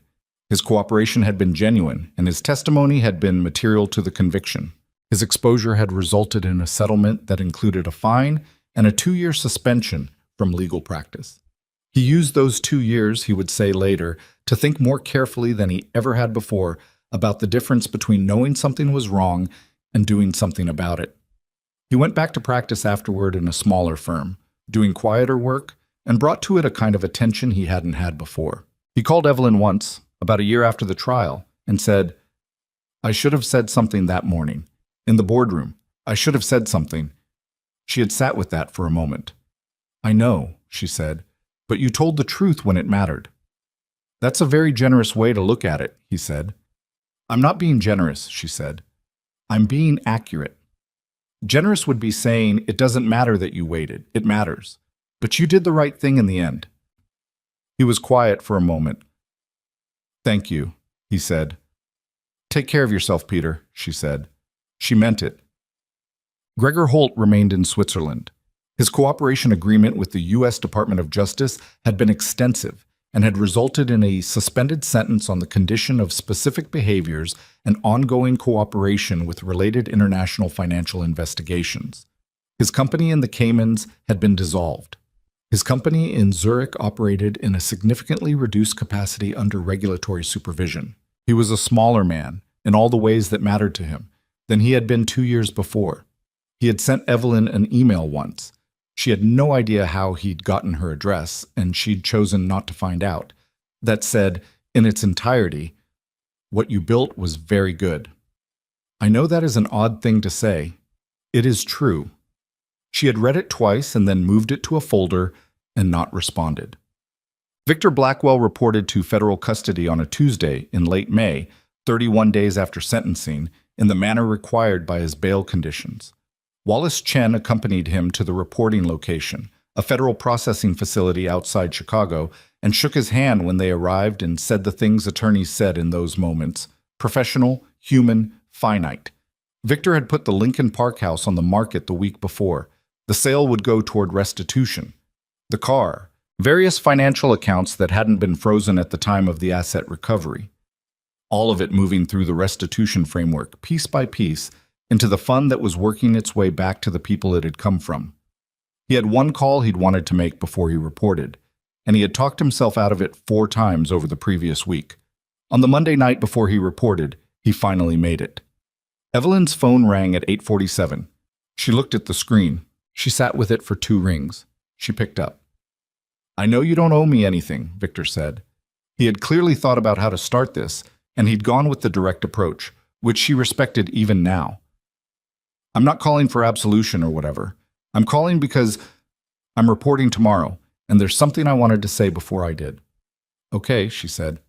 "I fired you in front of a room full of people," he said, "and they laughed, and I knew they would laugh. I set that up. I wanted that." "Victor, let me finish," he said. Not harshly, just clearly. "I wanted you small in that room. After 15 years of watching you build everything that actually kept that company alive, I wanted you small. And what I understand now is that it wasn't really about you. It was about me being afraid of what you knew and what you were capable of, and wanting to cut that down to something I could feel in control of." A pause. "That's probably not news to you." "No," she said. "I built a company with your work," he said, "and I tried to steal from the people in it, and then I tried to frame you for it. And you didn't retaliate, you just documented it and handed it over." He paused again. "I've been trying to understand that. How you did that without it being about revenge." She thought about it. The honest answer, she thought, was complicated. She had been angry, genuinely and at some depth, in ways she hadn't always admitted to herself. The anger had been real. But the anger hadn't driven the decisions. The decisions had been driven by something else, by the people she kept thinking about specifically and individually, the Ruth and the Carl and all the others, the ones who had nothing to do with any of it and who needed someone to do something. "The people in the pension fund," she said. "That's why. Not you. Not what you did to me. The people who had nothing to do with any of this and were going to get hurt because you made decisions in rooms they weren't in." She paused. I've been angry at you. I'm not going to pretend I wasn't, but the work wasn't about the anger. Silence on the line. The company you started, he said. Nixora. I heard about it. Yes. Is it going well? She looked around her office on the third floor of the Kinsey Street building. Real furniture now, real systems, a whiteboard covered in operational diagrams, the blue ceramic mug on the corner of her desk. It's going, she said. Good, he said. And then, very quietly, I'm sorry, Evelyn. She sat with that. The apartment window across the alley had a light on, someone moving around in a kitchen, ordinary and distant. I know, she said. Take care of yourself, Victor. She ended the call.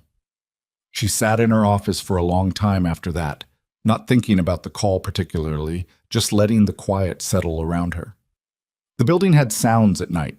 The HVAC system, the occasional car on Kinsey, the building speaking its ordinary language.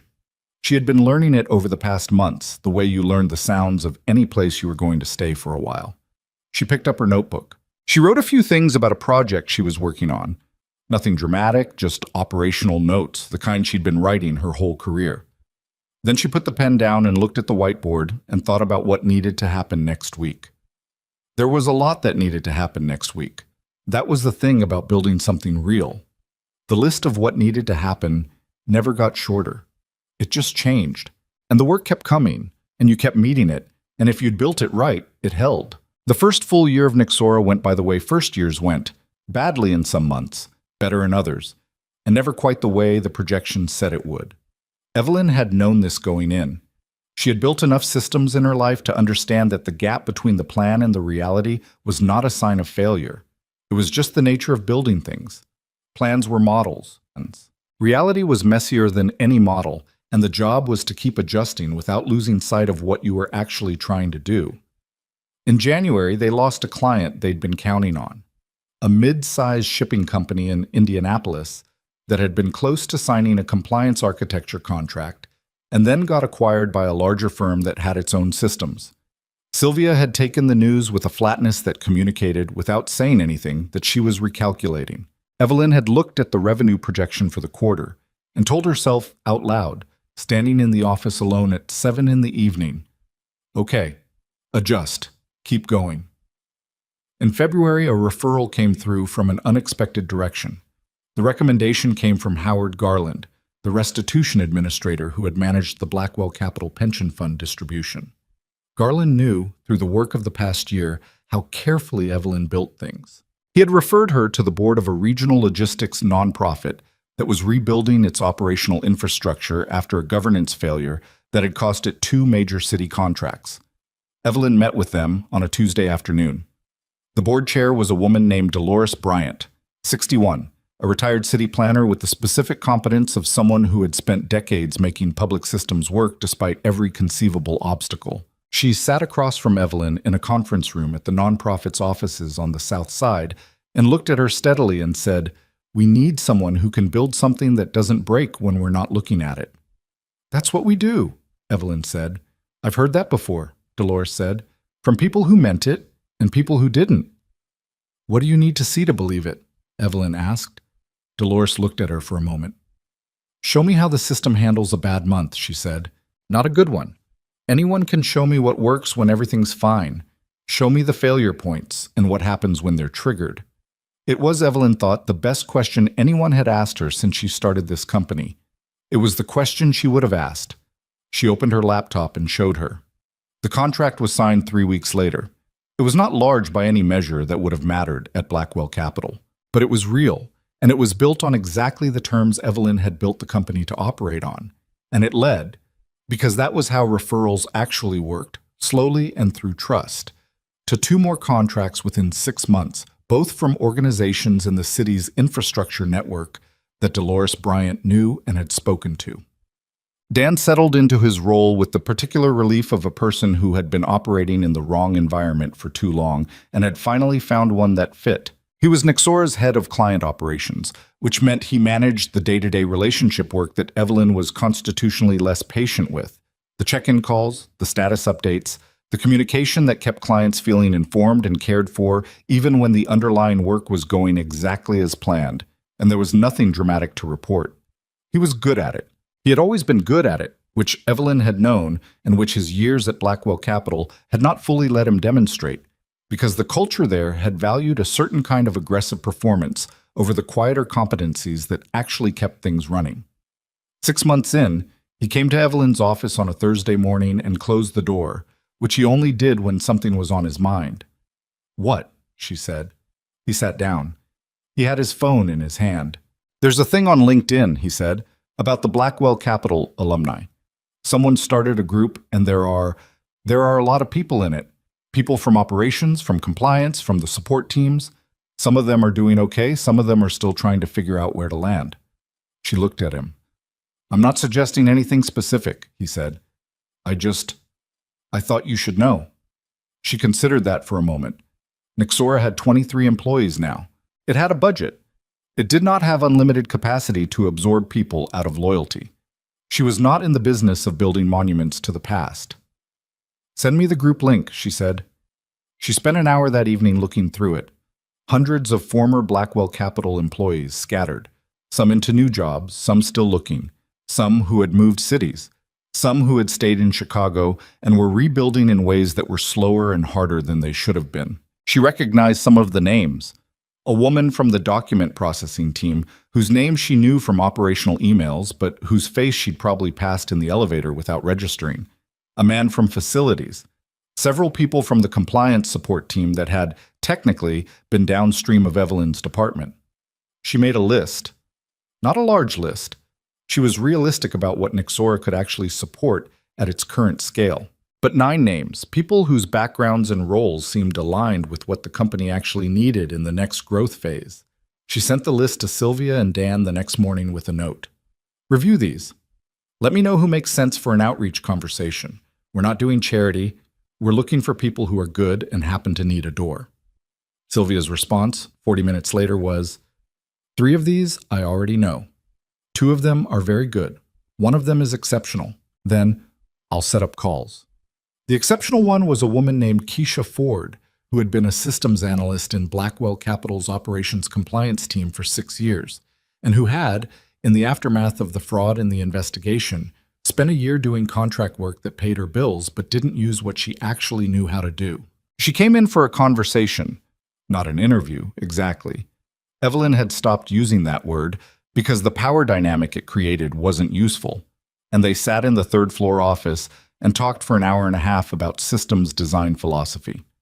Keisha was 38, quiet in the way that meant she was thinking rather than deferring, and she had opinions about compliance architecture that were specific and well-reasoned and occasionally inconvenient. When Evelyn suggested an approach to a problem they were discussing abstractly, Keisha said, "That works in the short term, but there's a failure mode at the 18-month mark that I'd want to address before implementation." Evelyn stopped. "Walk me through it." Keisha walked her through it. She was right. "Okay," Evelyn said. "When can you start?" In the second year, Nexora moved from 23 employees to 41. The Kinsey Street building, which had seemed large when Evelyn first walked through it, started to feel closer to the right size. They took the 5th floor that had been sitting empty and built it out for the expanding compliance team. The loading dock on the east side became, through a combination of practical necessity and Evelyn's particular aesthetic of functionality, a workspace for the systems integration team that managed client implementations. The work was unglamorous in ways that Evelyn genuinely liked. There were no billion-dollar mergers, no executive galas, no press coverage of the kind that had surrounded Blackwell Capital. There were systems that got built correctly and held up under real conditions, and clients who called not because there was a crisis, but because the work had gone well and they wanted to extend the relationship. And Monday mornings, when people showed up and got to work in an environment that didn't require them to perform more certainty than they had. Sylvia, 8 months in, had come to Evelyn after a difficult client meeting and said, "I want to change how we document the risk assessment phase. The current format is good, but there's a version that would be better." In her previous position, Sylvia would have needed to submit a formal proposal, have it reviewed by 2 levels above her, wait for a decision that might or might not come, and then implement something that had been modified by people who didn't fully understand the operational context. Evelyn had looked at her across the desk and said, Draft it and show me. Sylvia had the draft on Evelyn's desk by the following morning. They had spent an hour going through it. 2 weeks later, it was the standard. That was the thing Evelyn had wanted to build that she couldn't have named precisely at the beginning. Not just a company with good systems, but a company where the people who did the work had real authority over how the work was done. She had spent 15 years at Blackwell Capital, making the systems work despite a culture that was not, at its core, interested in the systems. She had done it anyway because the work mattered, and the people downstream of the work mattered, but it had cost something. It had cost the particular daily friction of operating inside a structure that was always slightly at odds with what you were trying to do. Nexora was not frictionless. Nothing real was frictionless. But the friction was different. It was the friction of genuine problems, of real constraints, of disagreements between capable people who saw things differently. It was not the friction of having to protect your work from the people nominally in charge of it. Check.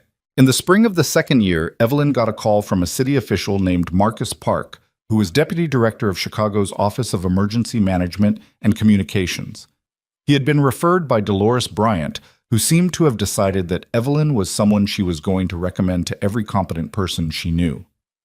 "We have a situation," Park said on the phone.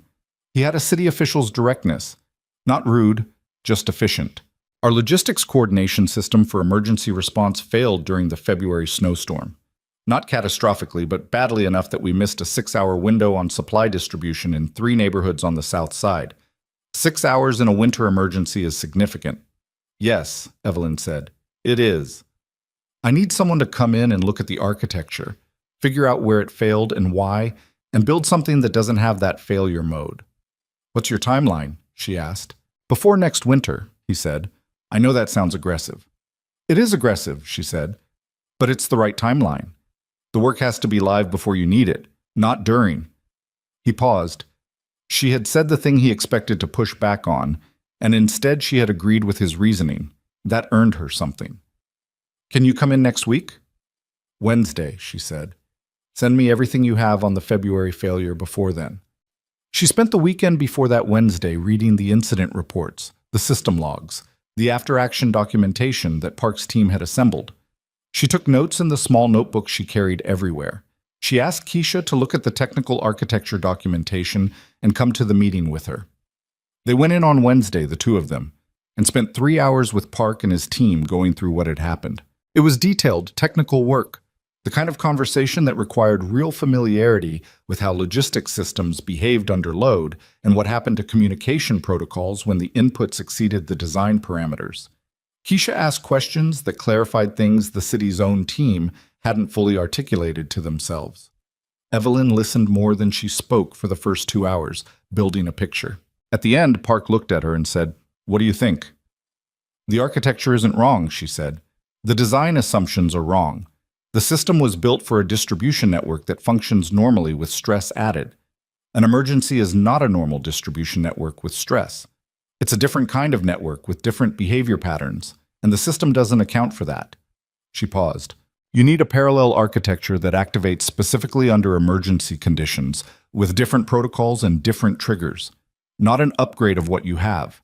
A separate system that talks to what you have." Park was quiet for a moment. "How long to build that?" 7 months, Evelyn said. "If we start now, and the data access is clean." "And the cost?" She named a number.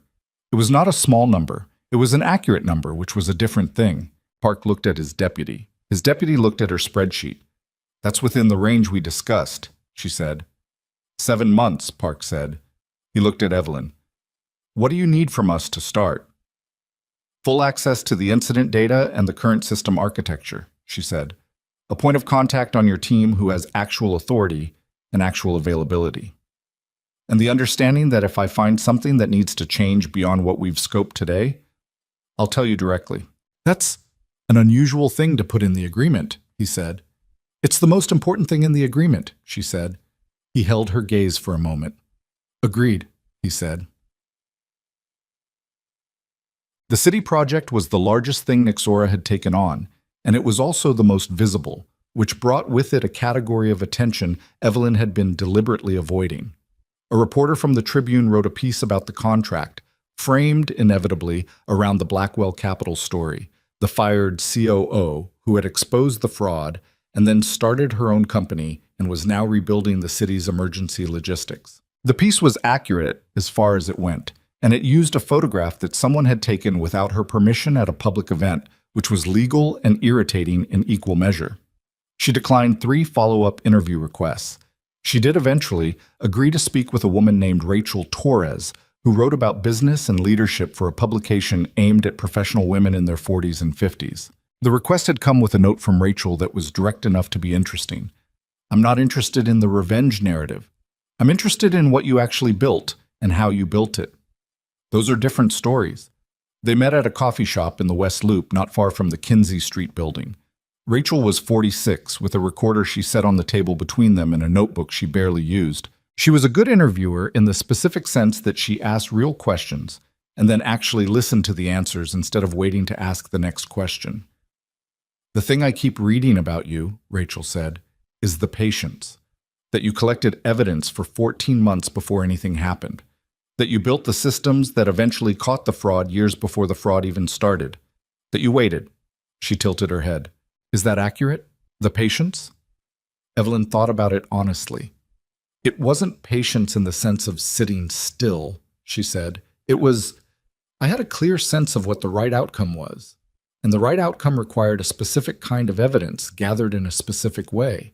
Rushing would have produced something weaker. Weaker evidence means a weaker case means fewer people get made whole." She picked up her coffee. "I wasn't being patient. I was being accurate." "Those are different things," Rachel said. "Yes." "Do you think about the morning he fired you?" Evelyn considered the question. "Sometimes," she said. "Not in the way I used to think I would. I think I expected to feel angrier about it, retrospectively, than I do. What I actually feel is," she searched for the honest word, "sad. A little. For the waste of it. 15 years of work and it ended in a room full of people laughing." She set the cup down. "That's not about me. That's about what it means when a culture gets so comfortable with contempt that contempt becomes the language." Rachel wrote something in her notebook. "What did you take from that building when you left?" "A ceramic mug my niece made me. A photograph of me and my assistant. The folder I'd been carrying." She paused. "I didn't want anything else from that place. I had already taken the important things." "The evidence," Rachel said. "The knowledge," Evelyn said. "The evidence was documentation. The knowledge was understanding what I had built and what it was worth and what it would take to build something better." She looked at the table for a moment. "I spent 15 years at Blackwell Capital building systems I was proud of, inside a structure that was ultimately using those systems to cover up theft. That's a complicated thing to carry. I still carry it." Rachel looked at her. "Does it make you angry?" "It makes me careful," Evelyn said. "There's a version of angry that's useful, the kind that tells you something is wrong and pushes you to fix it. And there's a version that just eats the years. I tried to stay in the first category." She paused. "I wasn't always successful." Rachel wrote something else. Then she looked up. "If you could say one thing to the women reading this, women in their 50s, in your position, who've given everything to a job and found out it didn't go the way they planned." "I'd say 2 things," Evelyn said. "First, the work you do is yours, even when the institution isn't. The knowledge, the capability, the systems you built, those belong to you in a way that a termination can't touch. They fired me. They couldn't fire what I knew." She paused. "And second, when you're building something, build it for the people downstream of it, not for the people above you. The people above you will come and go.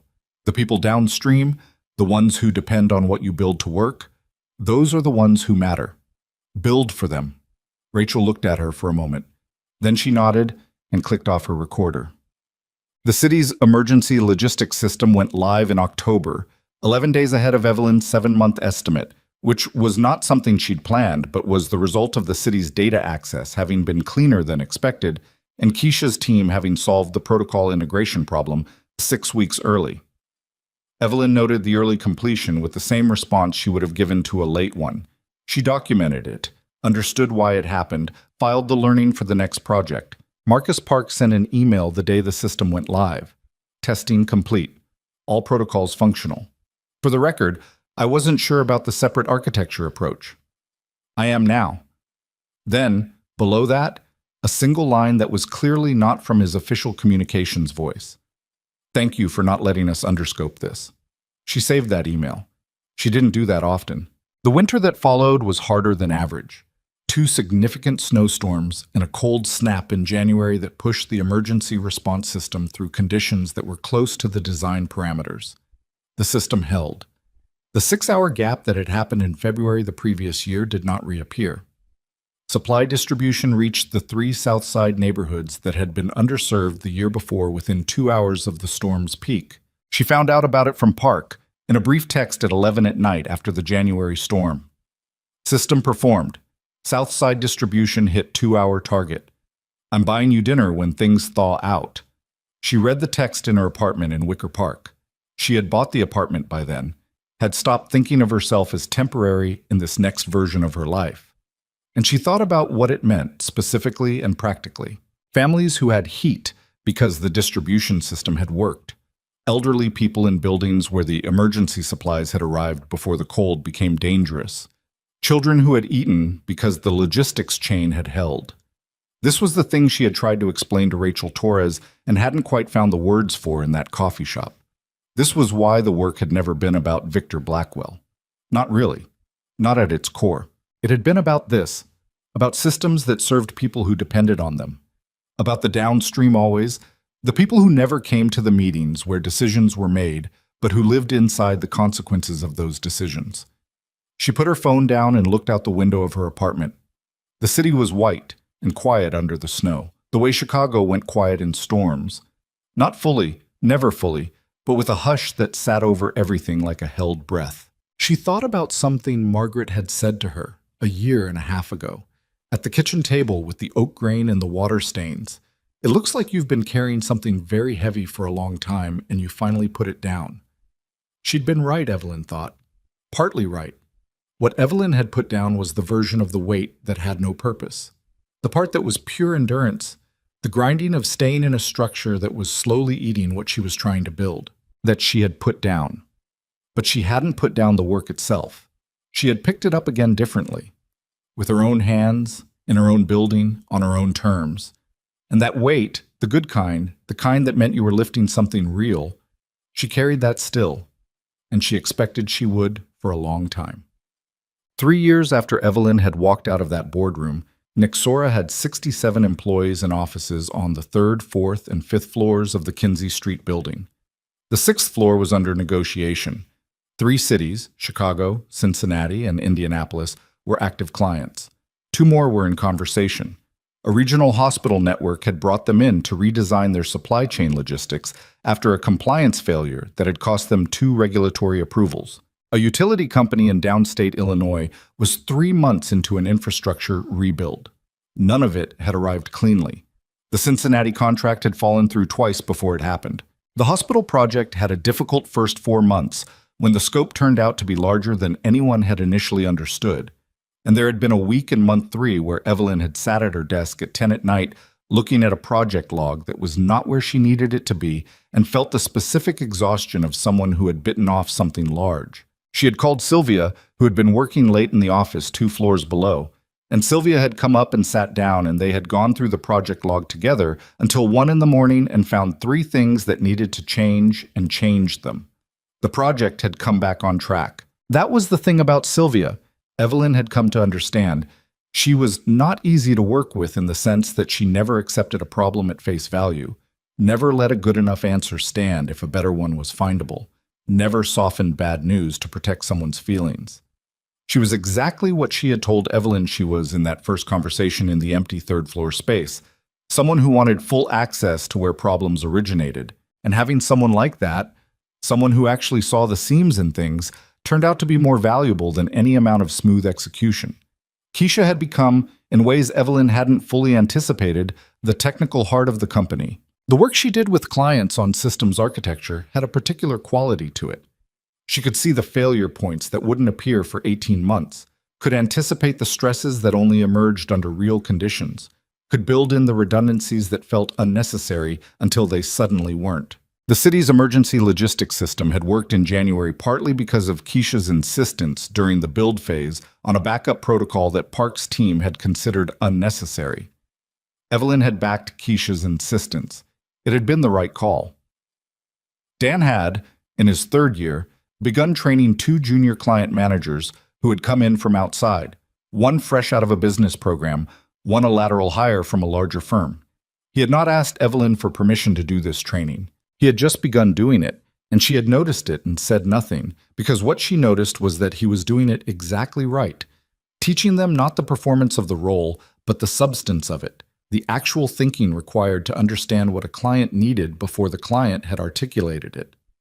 One afternoon, she had stopped outside the small conference room where he was walking them through a client scenario and listened through the open door for a minute before continuing on. He was good at this. He had always been good at this. The call that changed the nature of what Nixora was came in May of the third year from a woman named Dr. Sandra Obi, who was the Director of Disaster Response Logistics for a coalition of international development organizations based in Geneva. Sandra had read Rachel Torres's piece. She had then looked up Nixora's public project record. She had then called Howard Garland, the restitution administrator, who had given her a 15-minute description of what Evelyn Carter had built and how and why it worked. Then she had called. "We have a problem that I've been trying to solve for 3 years," Sandra said on the call. She spoke with the efficiency of someone who managed complex operations across multiple continents and had learned to communicate across time zones and language barriers. "We coordinate logistics for emergency response in developing regions. The challenge is not the money, and it's not the people. The challenge is that our systems don't talk to each other. And when you have 6 organizations responding to the same crisis, the last thing you have time to do is reconcile 6 different logistics platforms in real time." Evelyn was quiet for a moment. She was thinking about it architecturally, the way she always thought about a problem when someone described it. Not the surface of it, but the structure underneath. "What's the current workaround?" she asked. "Human intermediaries," Sandra said. "People who sit between the systems and translate manually, in real time. It works because we have extraordinary people, but it's fragile. If those people aren't available, which in a major disaster they sometimes aren't, the coordination fails." "You need a translation layer," Evelyn said. "Not a unified system. A layer that sits above each organization's existing platform and facilitates communication without requiring anyone to change what they're already using." A pause on the line. "That's exactly what I need," Sandra said. "How long have you been thinking about this problem?" "About 90 seconds, Evelyn said, "but I've been building toward it for a while." She sat with the project for 3 weeks before she committed. She talked to Keisha, who worked through the technical architecture and concluded it was possible but complicated, possibly the most technically demanding thing they had attempted. She talked to Sylvia, who built a resource projection that was honest about the strain it would put on the company's capacity at its current size. She talked to Dan, who said, with characteristic directness, "This is the thing, isn't it? This is the version of the work that you actually want to do." She didn't answer right away. "It's the version that matters," she said eventually. "Same thing," Dan said. It wasn't quite the same thing, but she understood what he meant. She called Sandra Obi and said yes. The Geneva project took 18 months and cost the company more than money. There were 4 months in the middle of it where Evelyn worked longer hours than she had worked in her entire career at Blackwell Capital, and she was honest with herself about the fact that this was a choice, that she was choosing to build something that mattered over a version of her life that was easier.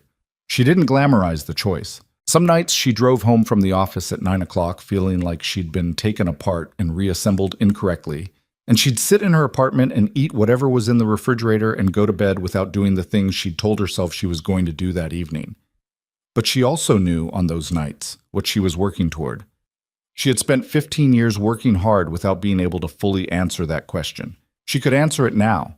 The translation layer system, which Sandra's coalition called in their organizational materials the Nixora Bridge, went into pilot testing in month 17 and full deployment in month 18. The first real-world activation happened during a flooding emergency in a region of West Africa where 3 of Sandra's coalition organizations were simultaneously responding. Sandra sent an update the evening of day 2 of the response. The system coordinated supply routing across 3 platforms in real time. No manual intermediaries required. We redirected 2 supply convoys based on system-generated recommendations, and both reached target areas before window closed. This is working. Evelyn read the update in her office. It was late. Everyone else had gone home. The building was quiet in the way it got after 7, that specific after-hours silence of a working space that had genuinely worked that day. She thought about something she had not let herself think about in a long time. The morning she had driven to the building on South Walker for the last time. Space 47 in the parking garage. The ceramic mug on the passenger seat. The folder open to a merger timeline she would never finish. She had driven away from that building not knowing what came next, with the specific unmoored quality of having made an irreversible decision and being fully inside the space between what was and what might be. She had not known that morning that she would build this. She had known that morning that she would build something, that the work she knew how to do. The building of systems that served the people downstream of them, that told the truth, that held up under real conditions, that work was hers regardless of whose building she did it in.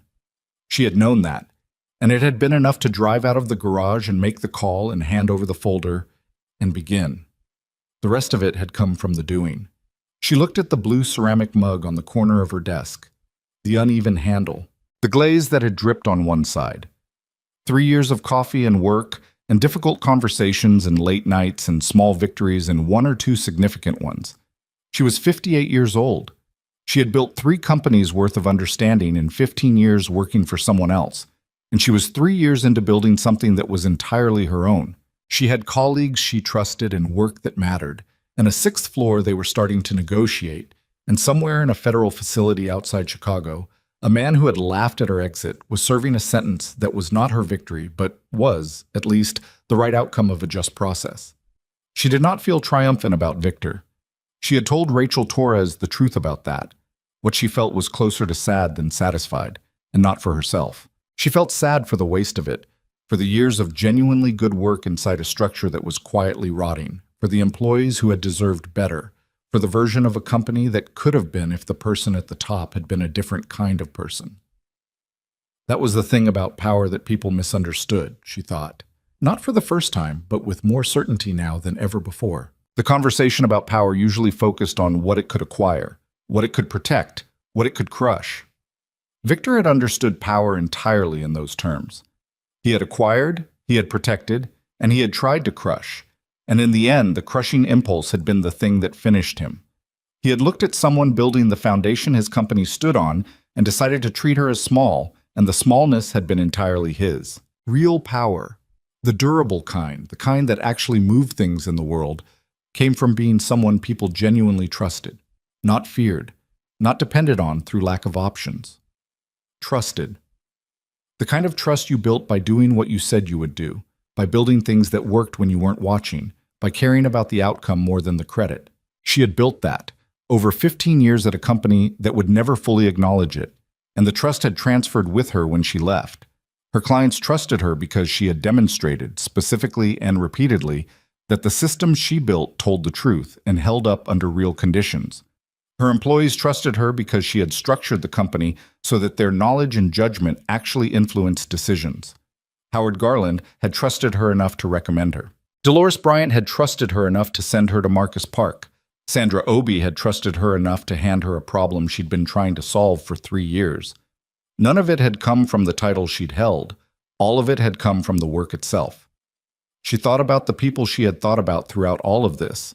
Ruth from document processing, Carl from facilities maintenance, the administrative assistants who had organized themselves to navigate the claims process. She had never met most of them. She had thought about them specifically and by name because it was easy, she had learned, to care about people as a category, and much harder, and much more important, to care about them as individuals.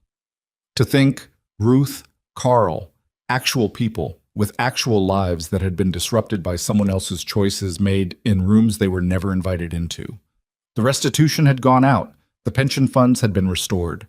She had received, through the restitution administrator's office, a document at the end of the distribution process that confirmed 100% of identified beneficiaries compensated. 100%. She had that document in a drawer in her desk. She didn't look at it often, but it was there. Margaret had asked her once, in the second year, whether she was happy. They were at the kitchen table again.